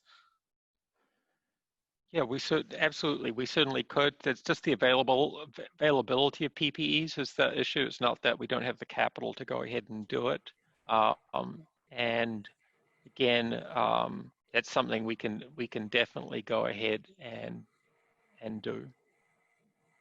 And those expenses are reimbursable through CARES. Yep. Thank you, Joe. Okay. Are there other questions? At this point, I'll move on to the Comprehensive Library Master Plan. And Scott, if you would be willing to step us through that and give us an update. Sure thing. Thank you. Good afternoon, everybody. I'm Scott Syme, Project Coordinator with the Johnson County Library. And first off, I'd like to give you an update on the Central Building Upgrade, also known as the Cssc project.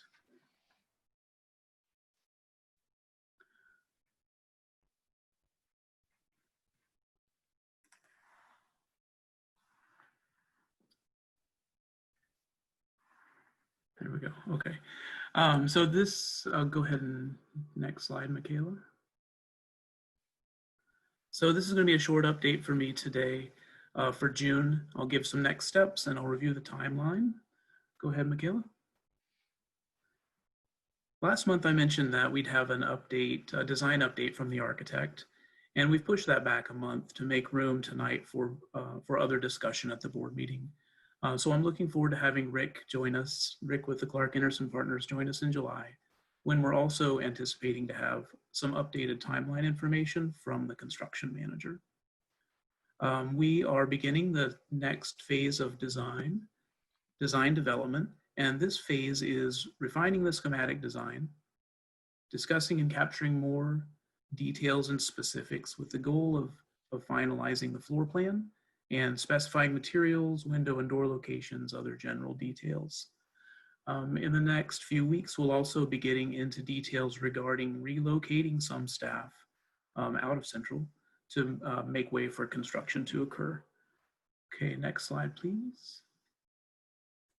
So this is a refresh of our timeline, and we're at the red arrow currently. We anticipate knowing a little bit more detail about construction and phasing in July, and we'll go ahead and update the timeline accordingly. And that's it for me for the Central project. Any questions that I can answer?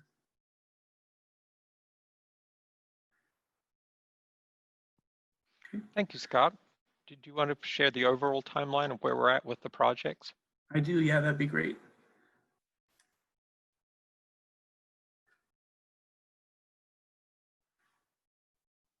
So what is on the screen, or what will be on the screen in a moment here, is an overall look at our major capital project timeline. Go ahead and advance one, Michaela. So here's a look at it. And I think the last time you all saw this was in March. So I've got one small update to share with you all tonight. And that is regarding the Rural Renewal Initiative study. So we had planned to conduct that in Q2, and kind of due to recent events, the coronavirus and the stay-at-home period and our buildings being closed, we pushed that out just a bit. So we're still looking for that to occur this year, just probably in Q4. Otherwise, this slide is pretty much the same. This slide is the same as you saw last time. Any questions on any of the information here?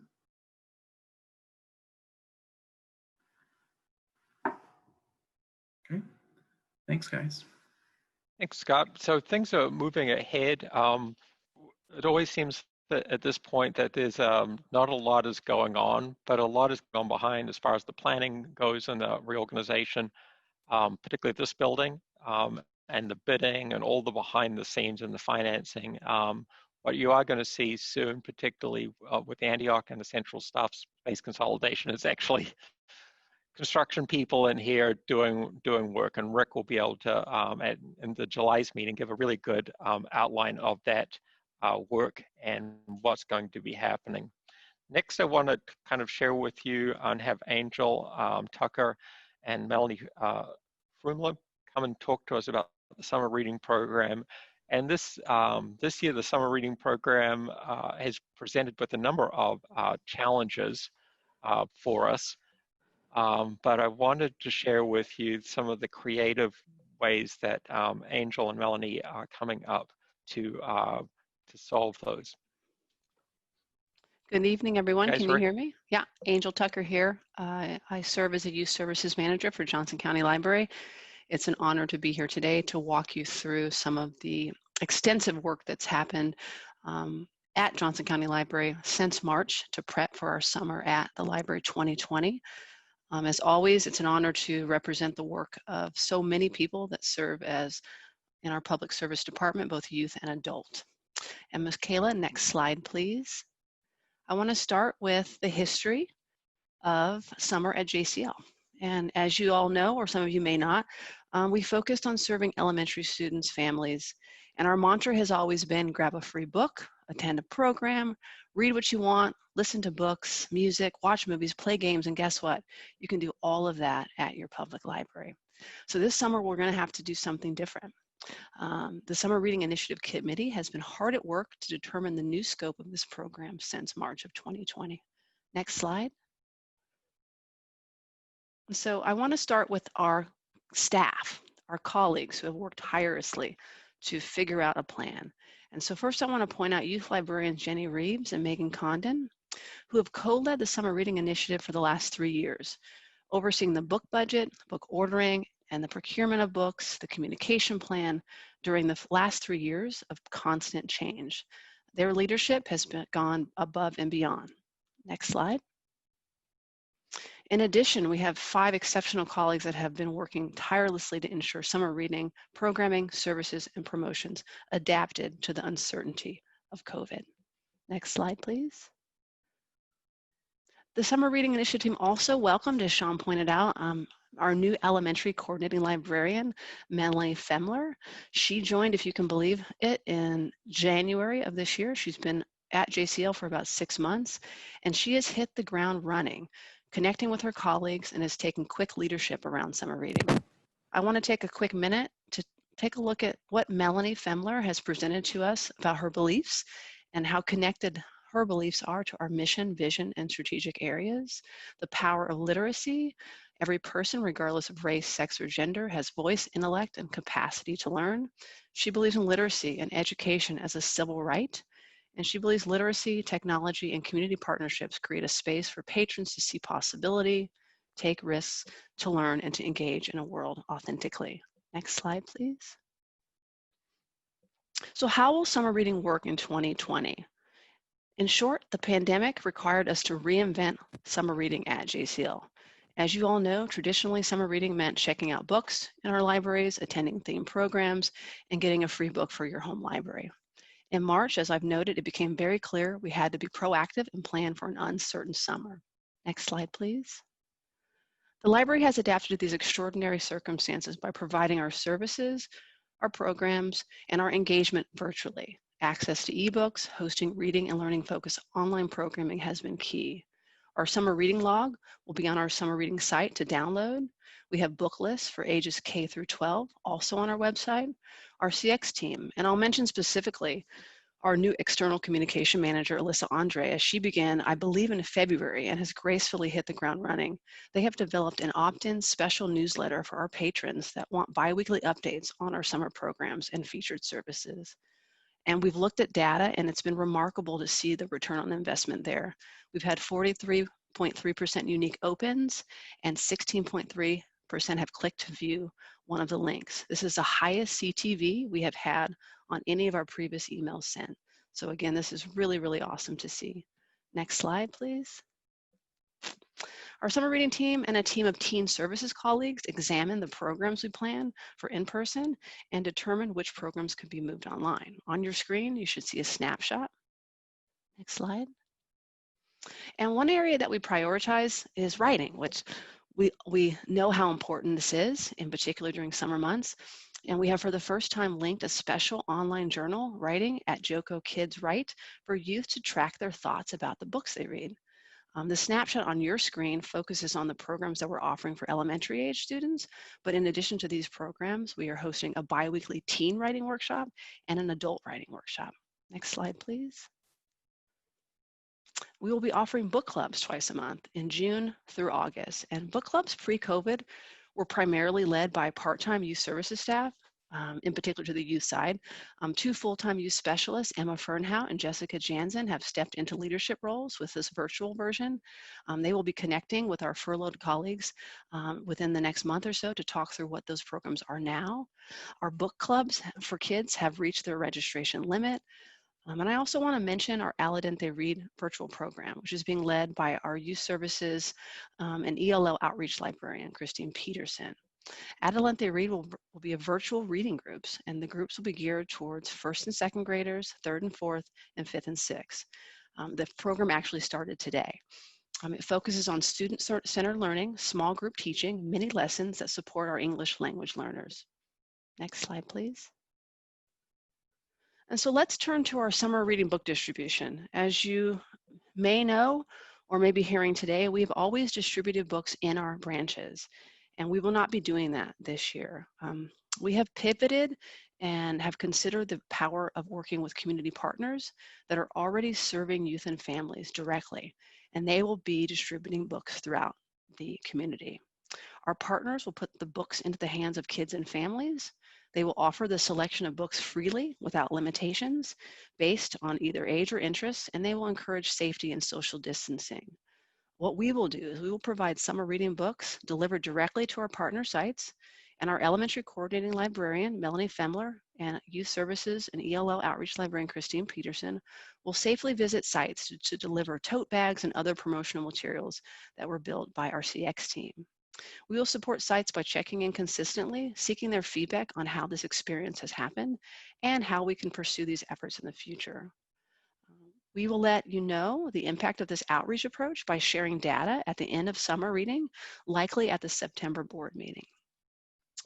Ultimately, we hope to unearth the importance of not only distributing books in our buildings. We know how to do that.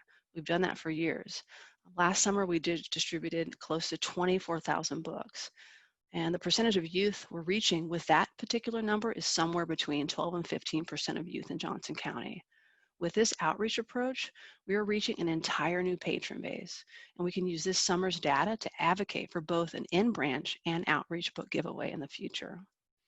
We have currently 20 community partners, and to give you a picture of our reach, partners include Shawnee Mission School District, Catholic Charities, Merriam Parks and Recreation, the Jewish Community Center, Blue Valley Recreation Commission, Johnson County Department of Corrections, Growing Futures, Gardner Edgerton High School, and DeSoto Rotary Club. So that doesn't cover all of them, but it gives you that scope that we're reaching across this entire county to get books into the hands of youth. And interestingly, we just got another lead on a county healthcare group that would like to distribute books at COVID clinics. Next slide, please. And so I want to quickly let you know too, adults, we made a really cognizant effort that summer at the library is not just about youth. While we do see a 400% increase of elementary students engaging with us in the summer months, we want to ensure that it's a family affair and that adults are considered in our programming. We are offering makerspace programming, career and personal finance, book parties, D&D programs, legislative coffee should be coming on board in July, and ebook and canopy movie discussions. Lastly, keep your eye out for video footage of Sparkle the Unicorn. This unicorn is on the loose to bring joy and a bit of playfulness to our days.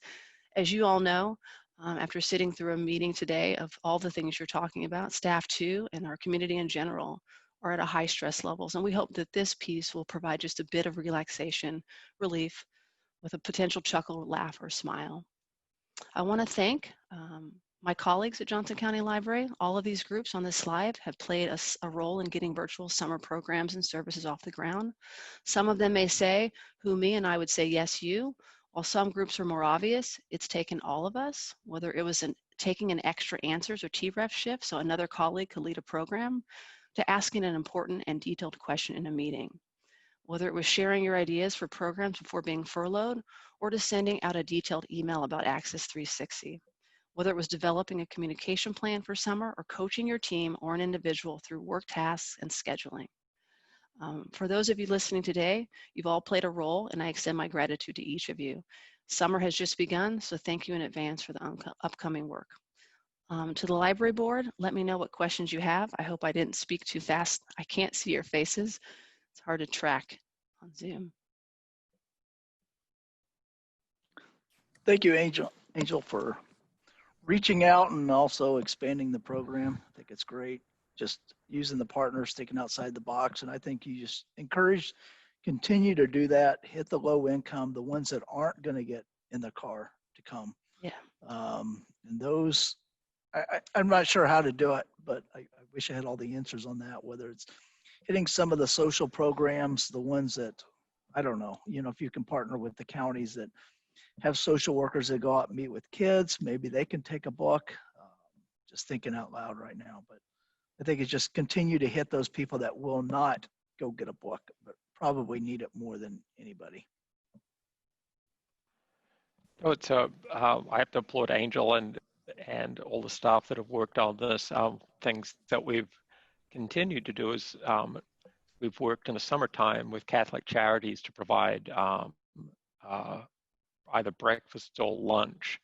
And this year, again, we're partnering with them with the summer reading program, but we're also partnering with them as far as using our parking lots and providing covering so they can distribute those and their packaged lunch, their brown bag lunches that a person can pick up.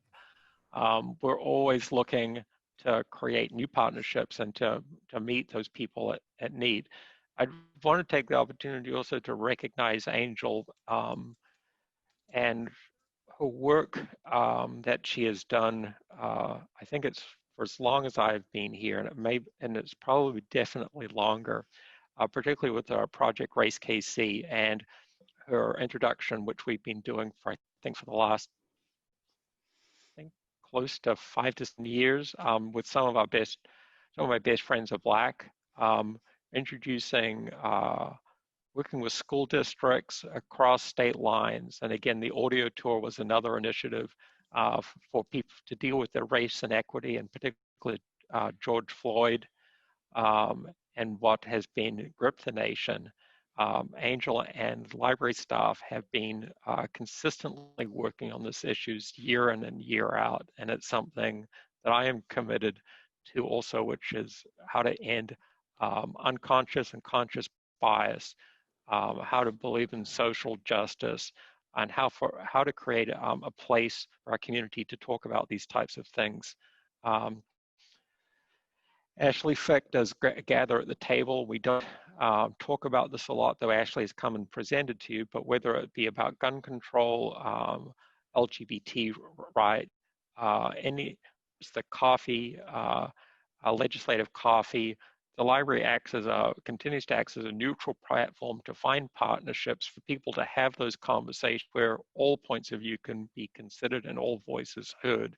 And again, I think that's vital for, again, as our communities become under more stress, there has to be a safe place to talk about those issues and maybe to come to some form of resolution. So again, Angel, thank you for the presentation. Thank you for all the staff that have worked so quickly to make these partnerships and to really reimagine what libraries and the summer reading program looks like. So I want to say thank you for that. Thank you, Moving Sean. on.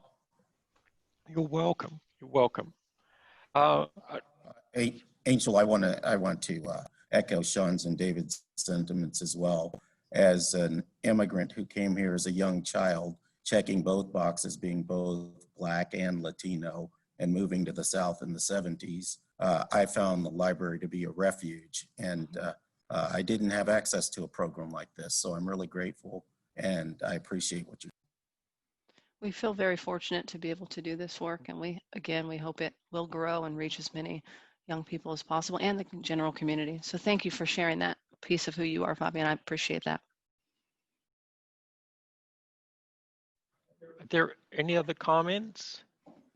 Well, Angel, I did see the Sparkle the Unicorn on. Did you see it? I did. Where'd you see it? Online. Was it Facebook? Yeah, I think so. On our website too. I thought, oh my gosh, how the kids are going to giggle and squeal when they see that. Yeah, and you know, the summer reading committee, when we thought about that unicorn, it's like, it feels silly, and is it the right time to put that out there with all that's going on in the world? And, you know, I think we discovered that why not try to give a little piece, right? Just a little piece of something that will make you chuckle and keep pushing through the struggles that we're all facing. So. Yeah. Okay. Okay, well, have a good night, guys. Take care. Thanks, Angel. Let's move on to the final part of the report. Oh, you want to go back a slide? There we go. Oh, there's the unicorn. There's our unicorn. There's the unicorn. So you didn't get to see that. My apologies. That actually looks like someone I saw dancing in the Carmack room. Well, that's a real person in there. Our colleague Christina Larkins she says it's very hot, despite the fact that there's a fan in there. Oh. Yeah, but looks hot. Okay, take care. Let's move to. Thanks, Angel. Moving to the final item, which is the reopening team timeline. We've gone through the furloughing and have brought all staff that want to come back, and we are on schedule to open locations on the 15th with the appropriate things. There's no change I have to report on the timeline at this point.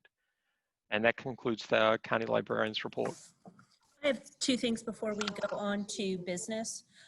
One of them is administrative. In the minutes from the May meeting, my name is incorrect throughout. If the minutes could actually be amended, so it is my actual last name, that would be really, really awesome. And two, one of the bits of feedback that we got from patrons during our special meeting, someone pointed out that as we make this shift to streaming our meetings, that we need to provide captioning. And I want to know what we are doing to facilitate accessibility for people who cannot listen to us and instead need to read what we're saying, what we're doing about that. Yeah, that's going to be addressed by the next meeting. We just could not address it within the time frame when we heard within the week, though we will be adding the captioning in Zoom as a feature, and then we will be looking to see to partner with for sign language for those that are deaf. So those will be two pieces that we'll be looking to add. And we've just done, again, I apologize, we're just not able to get that done for this meeting. So if you're out there and part of the public, again, I just extend my apologies, and we will have that corrected by the next time we do this next board meeting. Will that also extend to any programming that we do online as well? So story times, any of that stuff?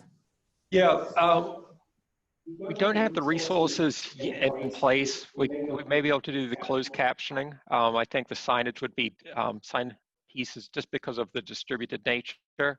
We haven't, it's a problem that we haven't got a solution for, but it's something that we're going to look at. We've always done it upon request, but we haven't just operationalized it into all streaming. We are in the middle of purchasing a new platform called On24. On24 offers us much more flexibility as a kind of a platform. I don't know if that it has those elements, but I think, again, coordinating this with someone who can sign and close captioning, and then putting that in a way is just something that there are problems that we don't have solutions for, and are working towards finding solutions. Has the Johnson County Library ever partnered with the Kansas School of the Deaf? I know that that's in Johnson County and that's in Olathe. Yeah. If there are resources there, or even volunteers that would help facilitate having live signing. Yeah, we have resources. We have partnered with them, and the BOCC use them. And so that is a resource that's available to us, as is if there's a need for language interpretation, that we're able to partner with the county, and they're able to connect us to those services. But I think sign, again, because of the School for the Deaf and the deaf population in Johnson County, and for those with different types of maybe hearing issues, that we need to be able to make sure that this information is available to everyone, and that's the goal.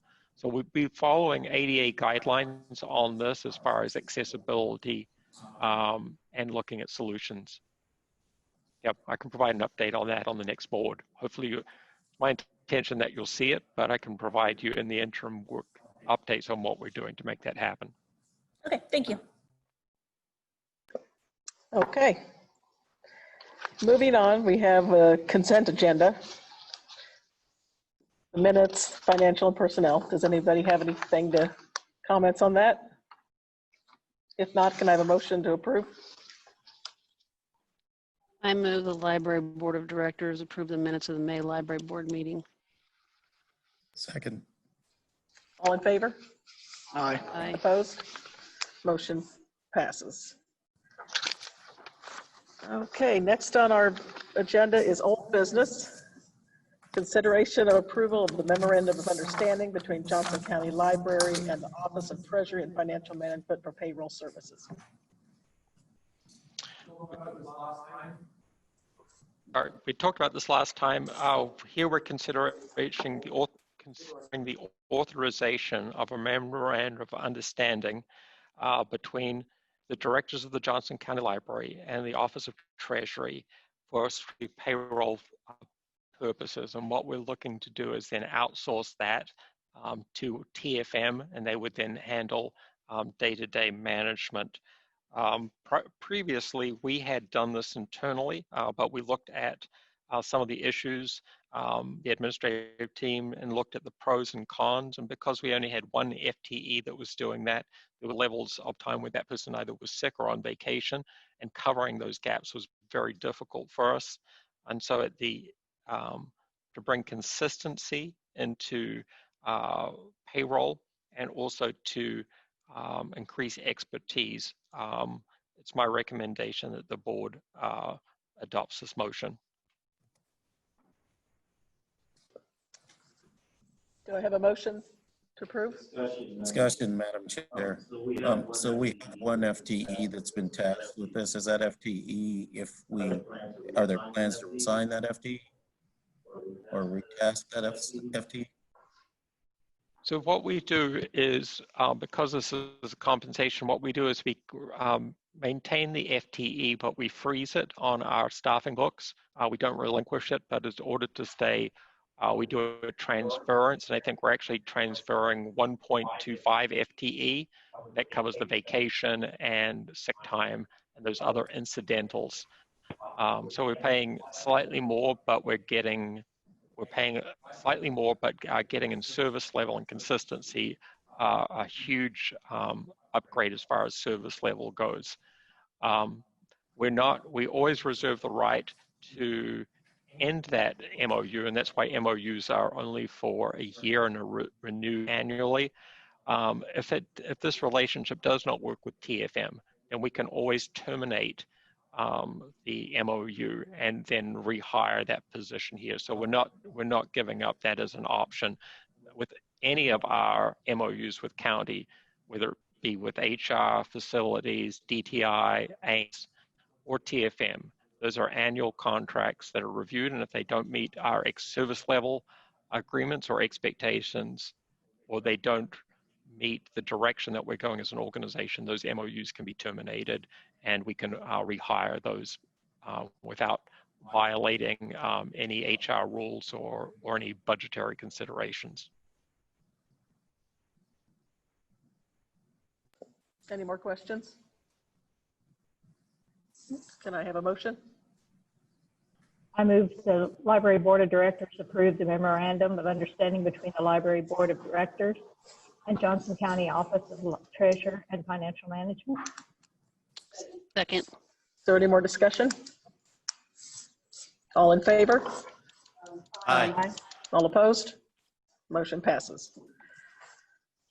Next, we have an action item of consideration of approval of the parking agreement with the Lenexa Baptist Church. We talked about this last month. Yes, so this is following up on the parking agreement between the Lenexa Baptist Church. The background is that the church was using our lot. We had a question of liability. The church has then said that they do cover insurance and would adopt all liability when using that lot. Working with Fred, they have not responded. That is correct. I recommend that the board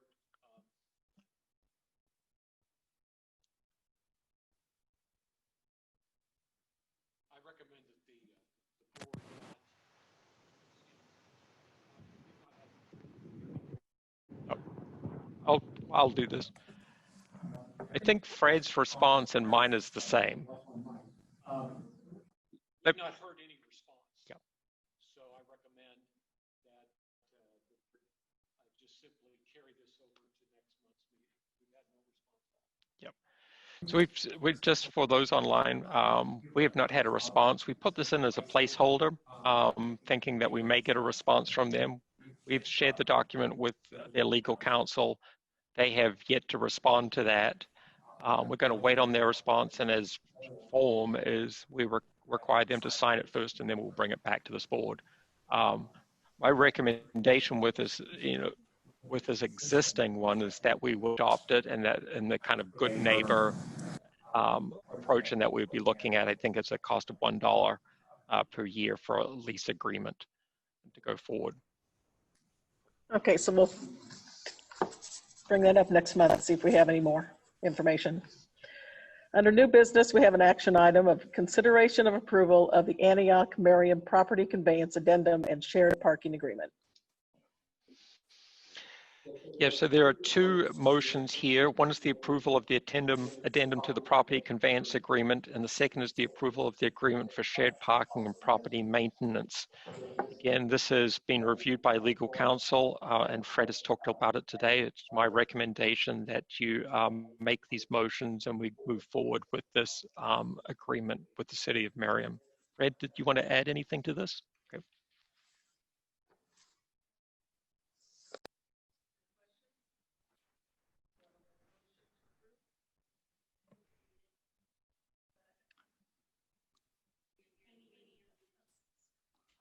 Okay, click it, it goes too fast. So Bethany made a motion. Is there a second? Madam Chair, would you restate the motion, please? Bethany? I've lost my board portal, so. Oh.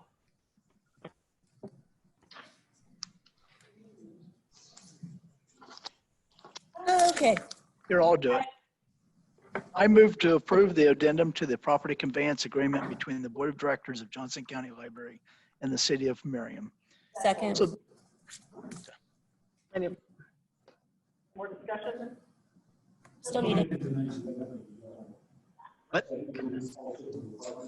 Let me do this. I move also to approve the agreement for shared parking and property maintenance between the Board of Directors of Johnson County Library and the City of Merriam. Second. Second. Discussion? All in favor? Aye. Aye. All opposed? Motion passes. So that was two motions, right? One. Put on. 2 items, 1 motion. Okay. Next is action item, consideration of approval of the proposed 2021 budget. So again, Dave has talked about this.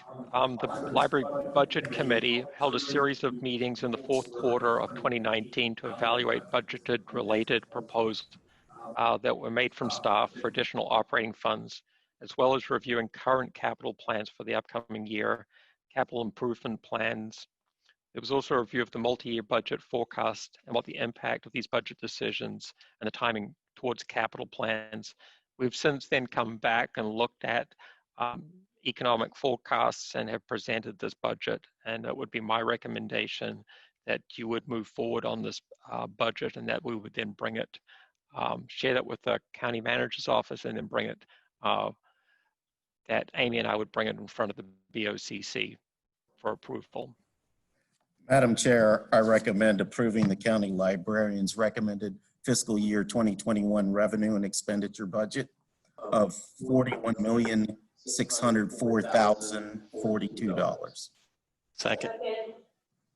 Any more discussion? All in favor? Aye. All opposed? Motion passes. Next is the consideration of approval of modified hours presented by Jennifer Mankin. Good evening, everyone. Thank you so much for all of your discussion tonight and your support. Unfortunately, we have another difficult decision to ask you to make tonight, and that is the request for modified hours. With everything that's happened, as we've discussed earlier this evening, we only have about 75% of our staff returning to work, and with some of those staff having to have accommodations or modified work assignments. So it is proving difficult for us to staff all of our buildings, all of our current open hours. We are requesting that we staff, we modify our hours to about 67% of our normal schedule. We are asking for 67% as opposed to the 75% because we are we need to allow our staff to still be able to take vacation. There's still going to be staff that call in sick.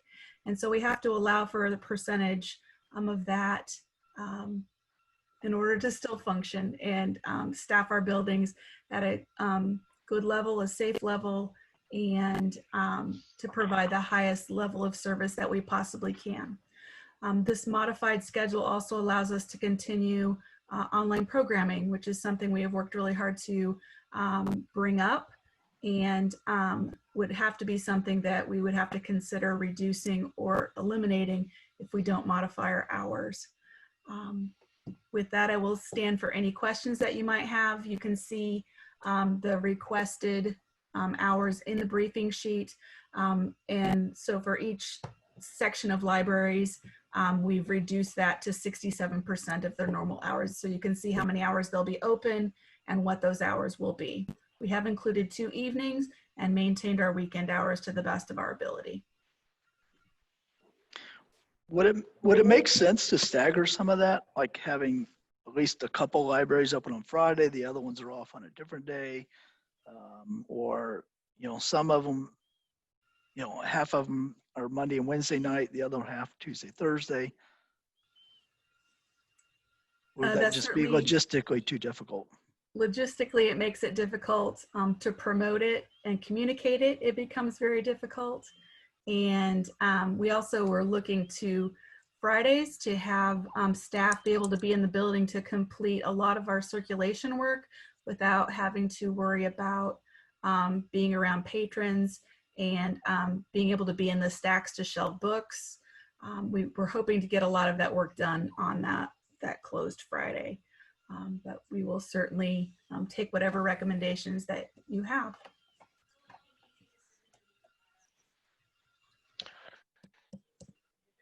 You're muted. Sorry, there's a. How long is this going to need to last? So it's, again, good question. Where we're at the moment is that the county manager has issued a hiring freeze.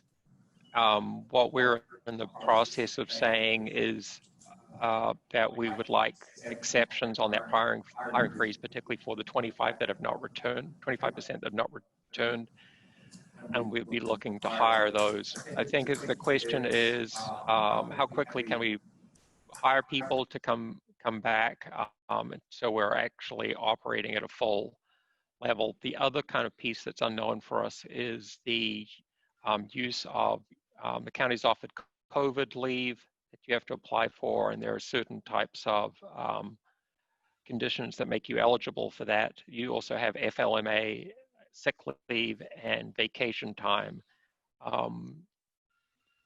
So again, your ability to use those and us to get back to full staffing levels is still an open-ended question. I think if we can get a lift on the hiring freeze and then we can start the hiring, that process will probably take us anywhere from 8 to 12 weeks in general, from posting to interviewing to hiring to onboarding. So maybe the quickest you could see is 8 weeks, and the longest you could see is 12. Jennifer, does that seem reasonable? Yes, because we've done a lot of hiring recently with the opening of 2 new buildings, we've become very good at it. And we've had staff really study this and figure out how long it does take. And best case scenario is 8 weeks. It just takes that long you have to have it posted for a couple of weeks, then you have to schedule interviews, then you have to figure out, make decisions, and we also only onboard people once a month. So it just takes us a while to get people onboarded. So to answer your question, we probably are looking at this for at least 2 months. So our hope is then by the fall that this could really just be kind of summer hours as we work our way through this. What do we need to do if we wanted to change the once a month onboarding, if we're going to be hiring 25% of our staff, if we need to do something special to have a new freshman class onboarded outside of that regular timeline? That would just be an operational decision. It would just be a matter of running 2 of them a month. Okay. And when you say you're in the process of contacting the county manager's office, does that mean somebody's written a letter or somebody's thinking about writing a letter? No one has written a letter. We found out this time last week, pretty much everyone had been asked. What we've had is a conversation with our HR partner and with Joe Waters about making that request, and then what we'll do is formalize that request. It has not been done yet, will be done. The focus primarily until the 15th is for the organization is opening, and so that's on the 15th, and that's where almost all of our energies are being put. But within the next, I would imagine either tomorrow or early next week, we'll be able to identify these are the positions that people have said they're not coming back, and these are the positions that are in limbo, either in an FLMA or a COVID, where they're still employed, but we are not able to, but they're not returning. So a person can be an employee in good standing with the county, not returning to work, but we can only post those with those who have either been terminated or have chosen to separate. So it's not a clear 25% of people who have just decided, hey, I'm not coming back forever. What we're getting is a little bit, I'm not coming back now. So we can't post those positions. So again, working with HR will be either getting to some point down the line where they are deciding either that yes, they are coming back, or they are going to separate. And so that's going to delay or protract our ability to get back to full capacity staffing. Okay, but you could at least, once we get an exception to the hiring freeze, we can at least make some kind of progress in backfilling these positions so that we can start looking at, maybe we get part of Friday back, or we can start slowly bringing our hours back so that we're providing a full service. Great, thank you. That's the goal, absolutely. Yes. Madam Chair, I still contend that this is an operational decision. I think, like Mr. Logan, do you have your mic on? Are you back up to full speed? No, sir. That's okay. I think this, as Mr. Logan explained to us before, certain items, the day-to-day operations, and that's how I read it in my board manual, that certain items as far as operational logistics they fall right in Sean's lap. I don't see any reason for us to vote on this. I think this is Are you talking about hours, or have you changed topic? And I'm talking about hours right now, hours of operation. Absolutely. I think hours are a policy. Well,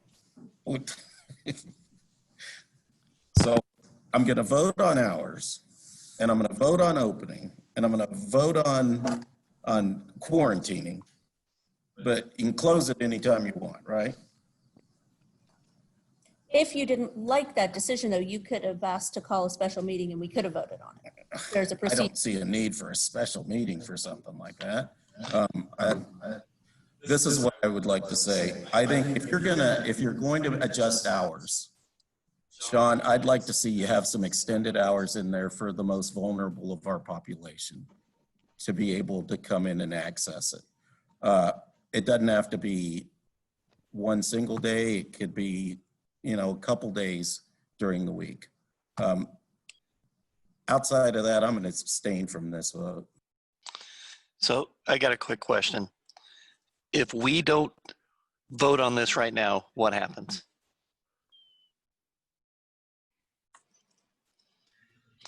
Great question, Wayne, because they're already advertising that we're reopening.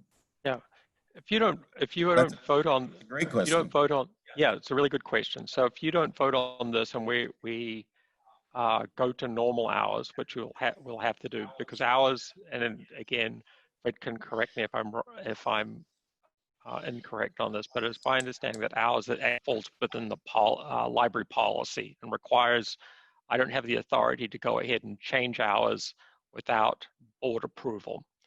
And historically, some of you may be here, we remember when we moved from opening at 10 o'clock to 9 o'clock, and we presented those reports. That ultimately became a board decision to change those hours to operate earlier, just in the historic context. We would have to operate understanding hours. That means that online programming would need to stop. And those resources, when I say resources, those people who are doing that work would be then tasked with or reassigned to open and operate under those hours. That would be the result. Okay. And that's, I don't want to be emphatic here. That is absolutely something I do not recommend you doing. I want to be really clear on that. I would like to just continue on, and I move that the Library Board of Directors approves the modification of library hours to 67% of its normal hours to include some evening and weekend hours. A second that. Can I make one adjustment to it? I think you ought to take into consideration Fabian's comment. Can you make an addendum that you take into consideration looking at extended hours for special population? According to what Sean just said, you got to vote on that too. But I'm adding that to David. If David's okay with that, I'm adding that to yours. I think David would have to rephrase it to include the addendum because we haven't had a second yet. So he would have to rephrase that, I believe. Well, I want to stop us here. I just really want to stop. And can you hear me now? Okay. what I want to say is, again, with Fred can do this, and I'm going to say this again, by offering opening hours from what we have studied for those that are more susceptible to this and allowing them into the building during that time, it is the staff's opinion, it is my opinion, that you're putting those people at greater risk. I cannot, in all good conscience, support that action with the information that I have and the way that we've studied it. I think once we get curbside service up is another way to deliver, which we're planning to do once we've opened in that stage at all of our locations.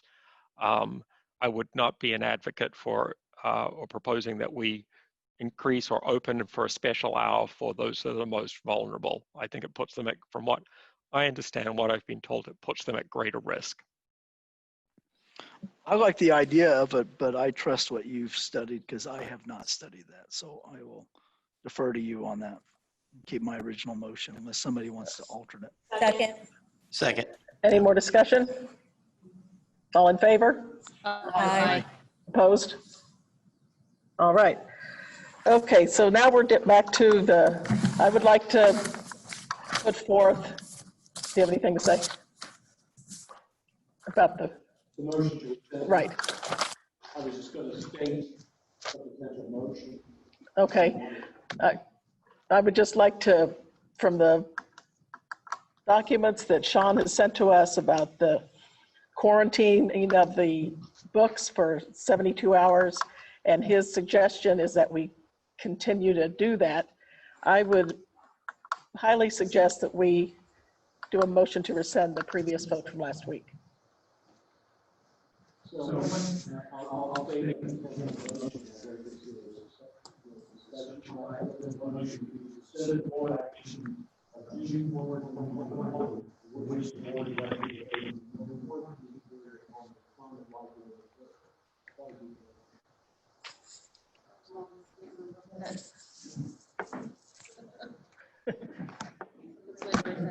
I don't think we heard you very well. No. Could you repeat that, Fred? So the motion would be to rescind the board action of June 4, 2020, in which the board directed that there would be no quarantine period upon return of library materials. Does anybody want to make that motion? Is there discussion? Anybody? I will make the motion. I will make the motion. I still don't think there's really a need for it, but I want confidence in our patrons and our staff. If that's what it takes. And Sean, do you think it's going to be an extra burden on our staff? Do you think our staff at 25% down can handle this?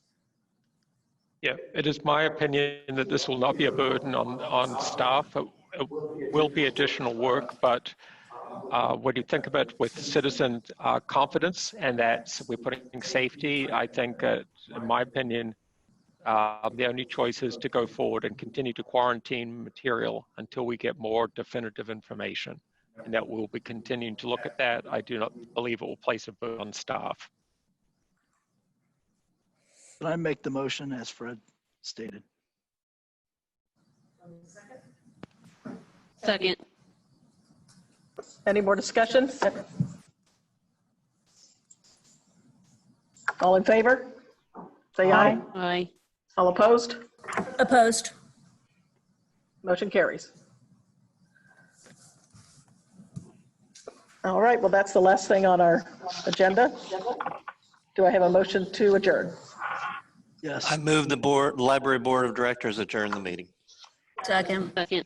All in favor? Aye. Thank you to everyone for this long meeting and the staff and all that you've done. It's very much appreciated, and keep doing a good job. Thank you. Thank you, Amy.